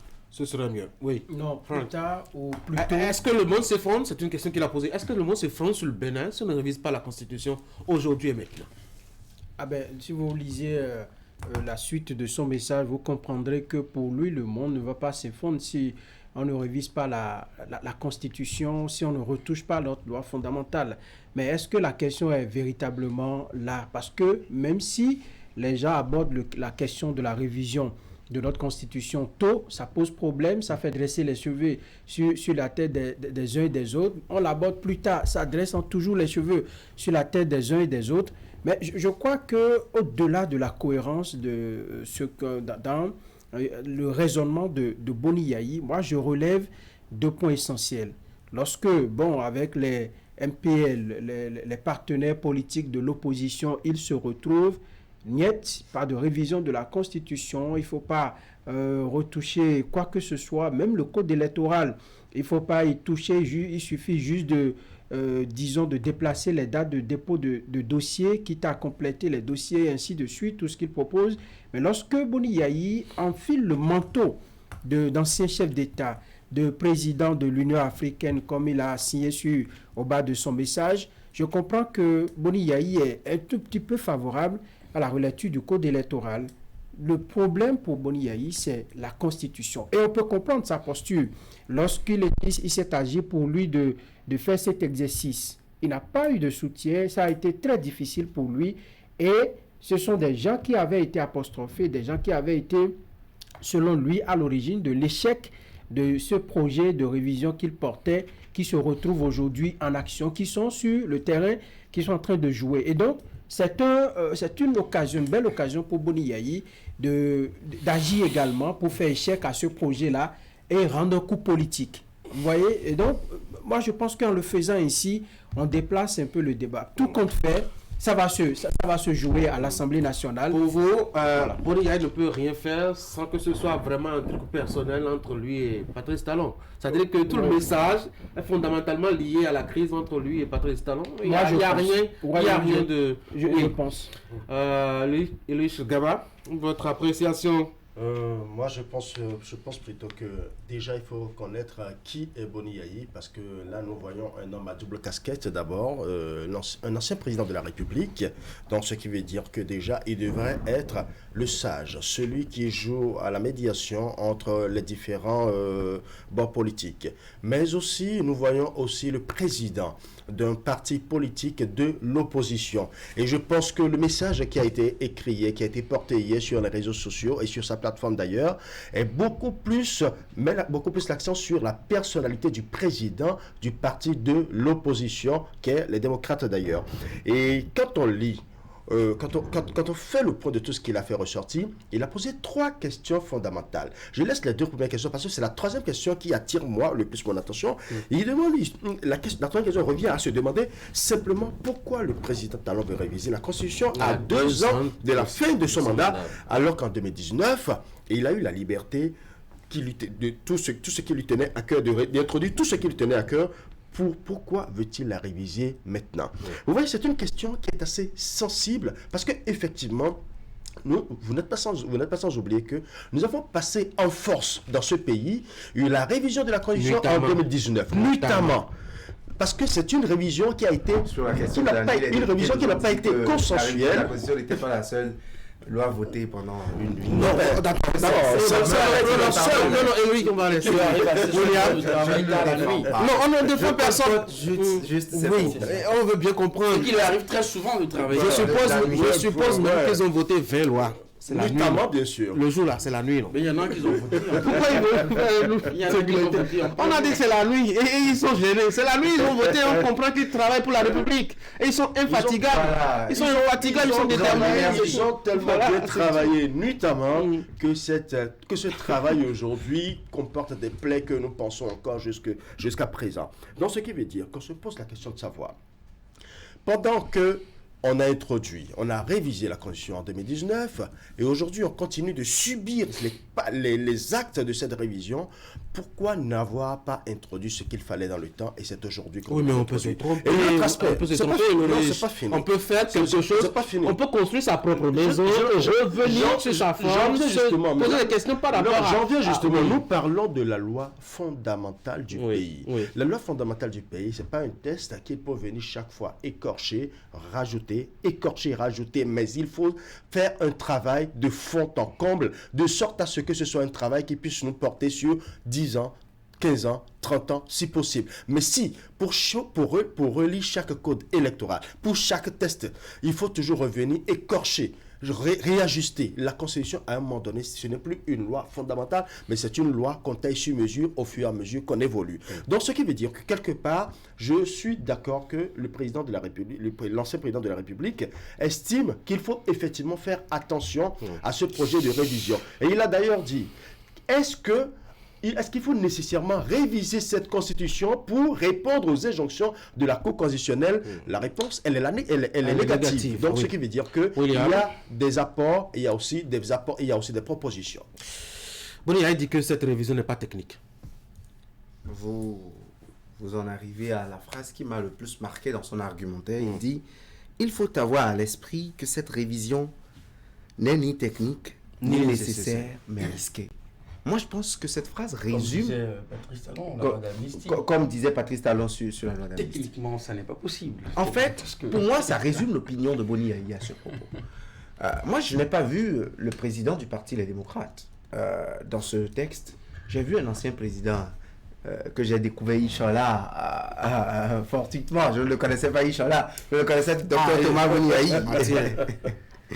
En fait, pour moi, Et quand, dans le texte, il dit l'opposition, il ne parle pas de nous, il ne dit pas les démocrates, et il dit l'opposition. Quand je lis Boni Yayi, je vois quelqu'un qui a fait l'effort de s'éloigner un peu de sa casquette du président du Parti des démocrates, d'arborer son très gros manteau de président tonitruant de l'Union africaine à une certaine époque, et d'ancien chef d'État de la République du Bénin aussi, pour analyser un fait politique, un événement politique qui est en cours.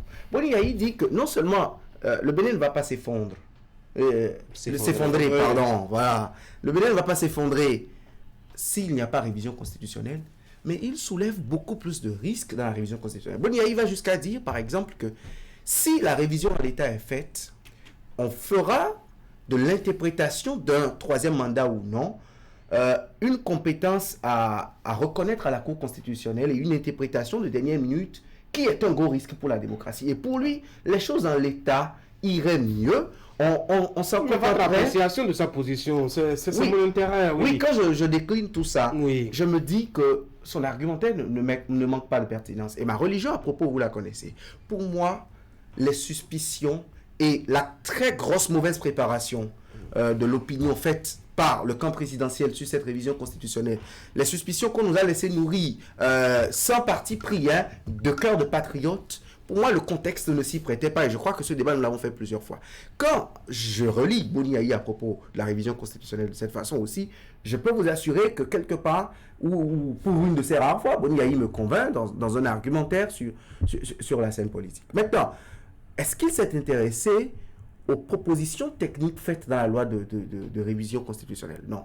Je n'ai pas vu Boni Yayi parler, par exemple, du réaménagement du calendrier électoral. Je ne le vois pas. Je vois qu'il balaye du revers de la main une proposition tendant à changer l'ordre des élections, mais il ne dit pas, par exemple, par A plus B, les implications qu'engendrait, par exemple, le fait d'organiser la présidentielle un peu plus tôt, donc d'écourter légèrement le mandat de Patrice Talon, qui en avait eu un rallongement de quelques jours, et d'augmenter de 3 mois le mandat des députés à l'Assemblée nationale. Et ne l'oubliez pas, sous ce même Boni Yayi, juste à son avènement, en 2006, l'une des patates chaudes qu'il attendait en 2006, c'était les députés de cette législature qui voulaient en 2006 qui ont rallongé d'1 an le mandat de 4 ans, pas une révision constitutionnelle, qui l'ont même adopté. Et il a fallu la célèbre jurisprudence de la Cour Ouessou pour dire que non, les députés n'ont pas eu le consensus national qu'il fallait. Donc, une jurisprudence qui a érigé le consensus national comme une valeur constitutionnelle, un principe à valeur constitutionnelle, même si après, il y a eu un revirement jurisprudentiel à ce propos. Donc, en fait, expliquant à l'époque que si les parlementaires n'avaient pas l'assentiment du président de la République et que toutes les forces vives de la nation ne s'entendaient pas là-dessus, qu'une révision ne pouvait pas rallonger le mandat des députés. Et je crois que c'est face à un scénario comme ça que nous sommes encore aujourd'hui. Les députés vous diront que quand ils ont écouté le mandat de la 8e législature de quelques mois, que nous n'avons rien dit, mais qu'aujourd'hui, quand ils le rallongent, cela nous inquiète. Parce que dans une démocratie sérieuse, les règles du jeu ne changent pas en cours de jeu. Oui, nous sommes véritablement dans ce cas de figure, je me demande. Mais moi, la question que je me pose, et cela me renvoie un peu à la phrase que Maître Robert Dossué, je pense qu'il faut s'en tenir à ça. Il a dit, depuis 2019, qu'on a voté ces lois, aucun cadre des partis politiques, aucun juriste qui se retrouve dans ces partis politiques, ou même les politiques qui ont déjà eu à faire certaines expériences dans ce pays n'ont pas vu ces incohérences qui se retrouvent au niveau du code électoral et même qu'ils doivent conduire à la révision de la Constitution. Ils s'étonnaient. Et je trouve que c'est ce cas de figure qui se présente lorsque Boni Yayi parle d'une révision qui a été taillée sur mesure, qui a été de main suspecte pour le bonheur de Patrice Talon depuis 2019 et en 2023. Je crois qu'ils ont participé aux élections avec ces lois-là qui sont en train de décrier aujourd'hui. C'est ça qui leur a permis de lever 28 sièges au niveau du Parlement. Donc, c'est dire qu'ils ont cautionné à un moment donné ce qui se passe aujourd'hui. À quel moment ? Oui, mais ils sont partis aux élections. Vous avez dit que s'ils ne restent pas non, ils ont dit s'ils ne participent pas, que c'est eux qui sont comment est-ce qu'on les parias de la République, parce qu'ils ne veulent pas justement se conformer aux lois de la République, c'est eux les apatrides, etc. Ils se sont dit, ok, allons-y, ils se lèvent les cieux, vous dites que ils ont causé. Moi, je ne l'ai pas dit. C'est votre analyse, c'est ce que vous aviez dit en 2019. Oui, ils estiment qu'ils ont cautionné que la révision de la Constitution était faite de main suspecte, que ce n'était pas bien fait. Oui. Et donc, si aujourd'hui, ils ont accepté de participer aux élections en 2023 avec ces mêmes lois, et aujourd'hui, on demande, on a dit qu'on doit réécrire et tout ça, mais ils estiment que, écoutez, il n'y a pas question. Moi, je pense que, est-ce que Boni Yaya a consulté ses partisans, a consulté les militants? Parce que lorsque Boni Yaya met une opinion aujourd'hui, on le voit avec la casse-tête du président du parti d'opposition, les démocrates. Ce qu'il a dit, moi je pense qu'il c'est un peu en déphasage avec ce qu'ils ont retenu à leur concertation avec l'ensemble des autres partis politiques, un tout petit peu. Est-ce que ça arrange véritablement le débat aujourd'hui? C'est en déphasage avec ce qu'ils ont dit lundi ou mardi? Non, sur le code électoral surtout. Sur le code électoral, il dit, lorsqu'ils se sont retrouvés, ils disent pas de même le code électoral, il faut pas toucher, il faut juste déplacer les dates en ce qui concerne le dépôt des dossiers. Mais ici, Boni Yaya, dans son message, lorsque vous voyez, est-ce que ça rejoint véritablement ce qui est dit là? On dit, il ne faut pas réviser pour réviser.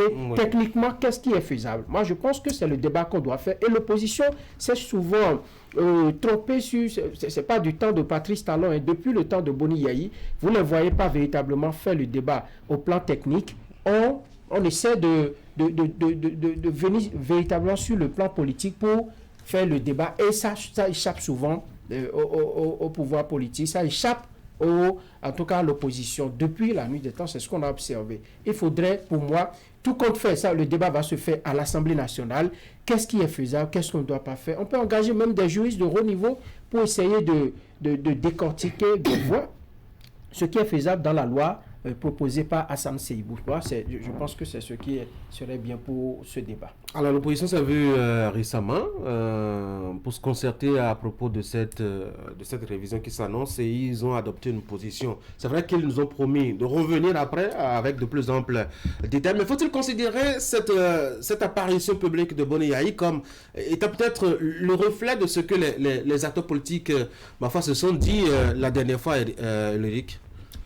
D'une certaine manière, oui, parce que déjà, ils vont revenir, certes, on aura certainement une déclaration publique, mais déjà, Boni Yaya annonce les couleurs. Moi, je pense que c'est la raison pour laquelle je dis que je vois plutôt le président du parti de l'opposition. Moi, je ne vois pas l'ancien président de la République, je vois plutôt le président du parti de l'opposition. Et déjà, à ce niveau, quand vous suivez son développement, vous comprenez que ce n'est que la somme des différents échanges qui ont eu lieu entre les différents partis politiques. Des échanges auxquels la force Curie pour le Bénin émergent n'a malheureusement pas participé. Et d'ailleurs, eux, ils ont donné aussi leur position. Donc, ce qui veut dire que d'une certaine manière, si tout de suite, on prend les partis de l'opposition et qu'ils venaient devant la scène publique, ils ne diront pas mieux que ça. Eric? Oui, justement, sur la question, parce que nous savons que ce sont les démocrates qui ont pris le lead d'une telle rencontre. Cela serait illogique que l'opposition soit contraire à celle de Yaya Boni. Mais cette position, pour moi, nous renvoie tristement à une querelle de politique. Moi, j'ai le sentiment que Yaya Boni veut prendre sa revanche, bien entendu, sur ce débat. Puisque lui, il avait voulu le faire, ça n'a pas été possible. Et curieusement, nous nous retrouvons dans la même période, à 3 ans, moins de 4 ans d'une élection. Je pense que lui, c'était en 2013, voyez-vous. Où, il avait quand même un peu souffert de ça, parce qu'il se disait qu'il portait un projet assez technique sur la révision. On l'a combattu sur tous les plans et puis on a fait échec à ce projet. J'ai le sentiment que nous nous retrouvons véritablement dans ce cas de figure. William l'a relevé. On ne prend pas le temps vraiment de voir ce qui est proposé, n'est-ce pas, et de discuter véritablement de ça, mais tout de go, on rejette. Et mieux, si on ne profite pas de ce qui est proposé pour véritablement réaménager les choses, tôt ou tard, ça suffira. Si en 2026, le régime qui s'installait ramenait encore le débat de la révision, aujourd'hui, ceux qui sont pro-révisionnistes vont curieusement trouver que ce n'est plus le moment de le faire. Ceux qui aujourd'hui s'opposent et qui vont retrouver l'énergie de réviser, et on va se retrouver encore dans ce genre de débat. Parce que, disons-nous toujours qu'une fois encore, les incohérences soulevées de part et d'autre, code électoral, loi fondamentale, sont là, les tests sont là, et puis les erreurs sont dedans, et on se régale. Et on fait maintenant le débat de ce que c'est l'autre qui va le faire, non, c'est peut-être un régime qui viendra le faire, et puis on va s'enliser tout doucement dans ce genre de situation, sans pour autant véritablement avancer. Et moi, j'ai ce sentiment que il est bonnet en train de prendre sa revanche. Pour nous qui sommes sceptiques, il y a une grosse légitimité à ne pas nous dénier. Celle selon laquelle l'agenda est malvenu et le contexte ne s'y prête pas. C'est un droit de Béninois que d'avancer des termes comme ceux-là. Pour moi, Boniaï ne croit même pas en la capacité de l'opposition à résister. Parce que, je lis dans son texte, il dit que si la révision constitutionnelle aboutit de sorte à ce que l'opposition subisse ou qu'elle accompagne la révision, donc quelque part il n'exclut pas l'éventualité selon laquelle les 28 poulains ne soient pas acquis à sa cause, mais que pour une raison ou une autre, cela lui échappe. Et je vous l'ai dit ici dans les débats précédents que la façon dont la machine évolue du côté de la mouvance présidentielle, il y a des assurances, on a forcément des plans. C'est en cela que moi je trouve que stratégiquement, politiquement c'est très bien, mais pour le bien fondé même de cette réforme, pour le bonheur que les Béninois en tirent, moi je me pose beaucoup de préoccupations. Patrice Talon même l'a compris et il le disait en 2015 quand il faisait ses premières sorties par rapport à une campagne électorale future. Le temps approprié en termes de révision constitutionnelle, et là-dessus, unanimement, on s'accorde dans le monde entier, c'est en début de mandat pour un gouvernant. Quand un gouvernant vient à la tête, vous avez vu, Patrice Talon a mis la commission à Yvon. Ça a travaillé tranquillement. Et ils ont ficelé de très bonnes choses qui, pour des querelles intestines et politiques, parce que je rappelle que à l'époque, il y avait encore une fidélité par rapport à son discours de campagne, donc ça avait transcrit, on voyait transparaître toutes ces années. À ce moment aussi, avec l'opposition pour rien. Justement, pour les querelles politiques, avait bloqué le cours des histoires de valises. Il n'y a jamais de querelle idéale finalement pour l'opposition. Pour des histoires de valises ou de mallettes, ils ont balayé du revers la proposition. Par la suite, en 2018, il y a eu une autre tentative moins inclusive et sur laquelle également on a encore balayé du revers de la main, même si ça avait passé le cap de la recevabilité. C'est pour dire en réalité que pour établir un consensus autour d'un sujet tout aussi crucial, pour moi, il faut choisir la période. Parce que si un texte hors de son contexte... Eric demande, c'est finalement la bonne période du mandat. Non, vous savez, pour moi, la meilleure période aujourd'hui, c'est après 2026. C'est mon opinion personnelle. Parce que aucun juriste, quelle que soit l'imminence de son rang, ne peut nous démontrer aujourd'hui par A plus B, avec toutes les surprises que nous avons eues sous Patrice Talon et même sous d'anciens gouvernants, personne ne peut nous démontrer aujourd'hui qu'une révision constitutionnelle n'ouvrirait pas la voie à un troisième mandat ou à d'autres interprétations que nous ne méritons pas, que nous ne comprendrons pas. Oui, juste un mot. Si en 2026, c'est le régime qui détient encore le pouvoir, qui a son candidat qui remporte. Quand on va initier, on va dire, c'est les mêmes qui sont en dessous. Non, mais c'est ça, on serait en début de mandat. Et on ferait... Non, même en début de mandat, on t'a dit tout à l'heure. On ferait qu'en début de mandat, ça va marcher pour la décrier. Et c'est même des scientifiques, c'est même des scientifiques qui s'étaient réunis, la commission à Yvon et tout, qui ont fait des propositions. Ça veut dire que on pouvait faire foi quand même à ce qui avait été proposé. Si c'est l'opposition qui gagne les élections en 2026 et qu'on a un président issu de l'opposition, les mouvanciers qui vont se transformer en opposants vont trouver que, attention, il ne faut pas faire confiance à ceux-là. Donc finalement, quand est-ce qu'il faut faire la révision ? C'est pourquoi il faudrait que les politiques puissent laisser les querelles politiques et se pencher sur disons, la profondeur de ce qui est proposé, ce qu'on peut faire, ce qu'on ne peut pas faire, et qu'on invite. Je crois que là-dessus, Boniaï nous a fait avancer un peu en parlant d'analyse technique et en parlant de méthode. Je crois qu'on a fait un petit pas en avant quand même. On espère que, en tout cas, l'opposition nous proposera comment? avec sa phrase, techniquement, c'est pas possible. Oui, il a démontré, je ne sais pas si vous l'aviez lu. Absolument. Oui. Je trouve une similitude en fait entre l'expression et puis l'expression qu'on a utilisée pour la loi d'amnistie. Oui, ben écoutez, on va prier Dieu qu'il nous aide à un moment donné, parce que, bon voilà. Allez, on va changer de sujet, on va parler, c'est vrai, le temps il est parti, hein. Je me demande s'il faut vraiment évoquer encore cette histoire. Il est 8h43, les débats politiques vous passionnent par ici. On va trouver un moyen de retrouver des sujets moins politiques. Bon, ce sont les politiciens qui nous imposent cet agenda. Un média éduque. Un média fait la veille citoyenne. Et cette actualité, vous voyez, ça déchaîne les passions. Parfois, même on sort un peu de notre casquette de journaliste. On est très patriote par moment. Donc, voilà. Si vous laissez ce sujet, vous allez amener les auditeurs, les téléspectateurs à zapper sur votre chaîne. Parce que non, la il n'y a pas que ça qui font le quotidien des Béninois. Il y en a qui ont besoin. Il y a bien des gens qui ne calculent pas. Pour voir la localité assainie, électrifiée, ils ont besoin de centres de santé. Ils se demandent si c'est la révision de la Constitution qui va leur apporter tout cela. Si c'est le fait de ramener la présidentielle avant les législatives qui va construire un hôpital dans la commune de Paubert, ou bien c'était à Koulé-Kamé, voilà. Merci Eric.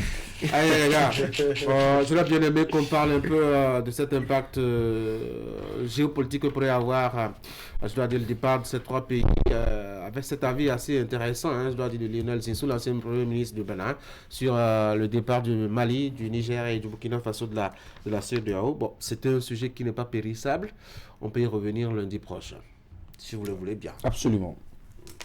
Gardez-vous bien, prenez soin de vous, passez une bonne journée, passez de bons moments de week-end par anticipation.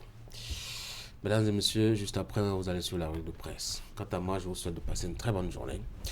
D'ici à lundi, on va pouvoir passer de bons moments en compagnie des programmes de Canal 3 Bénin. Je vous souhaite donc de passer de très bons moments de week-end.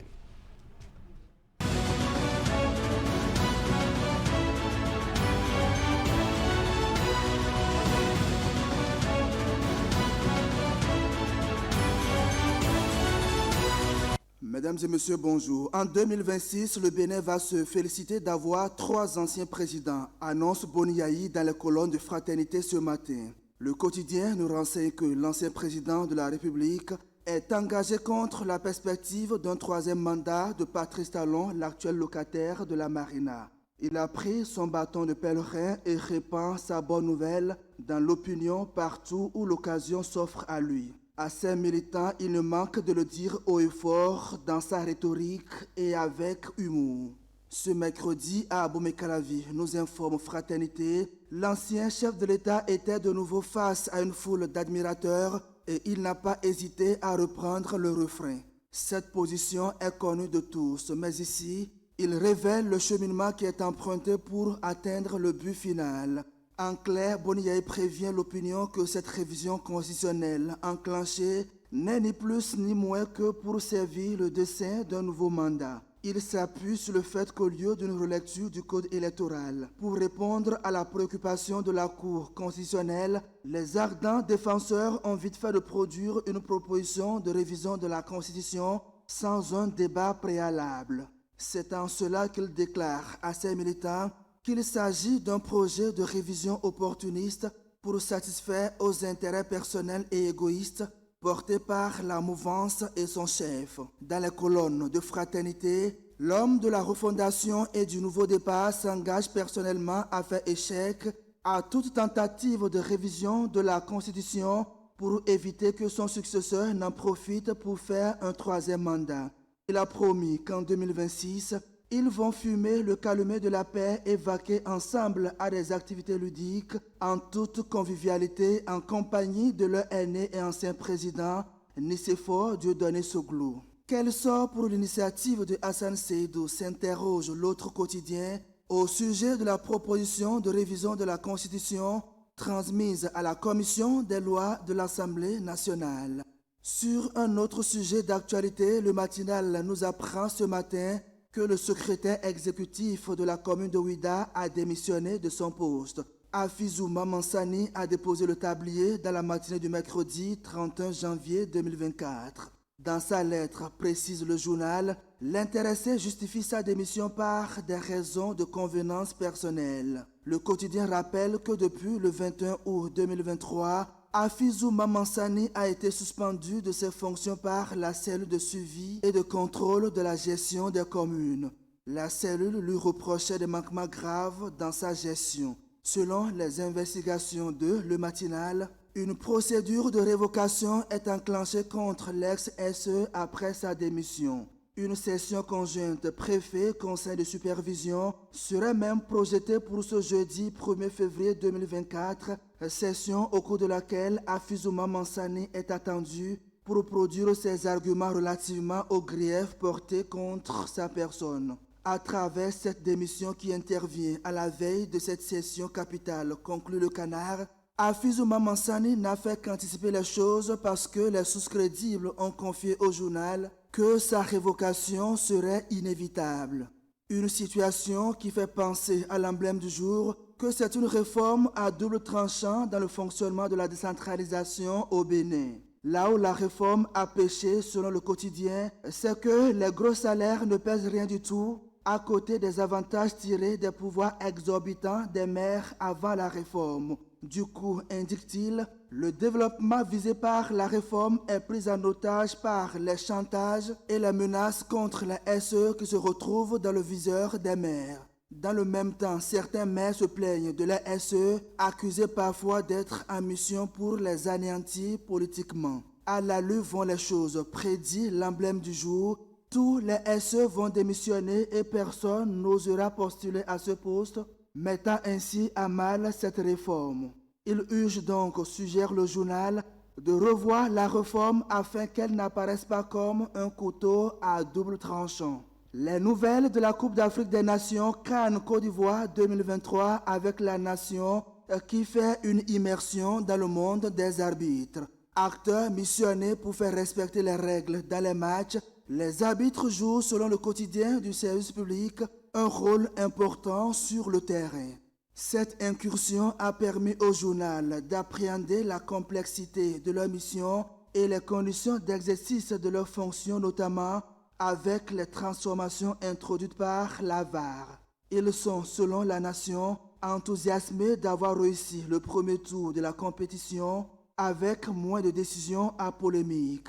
Nous sommes contents d'avoir fini ce premier tour avec moins de protestations à polémique, a confié une arbitre sud-africaine présente dans le trio féminin ayant officié le match Guinée-Bissau-Nigeria. Merci de votre aimable attention.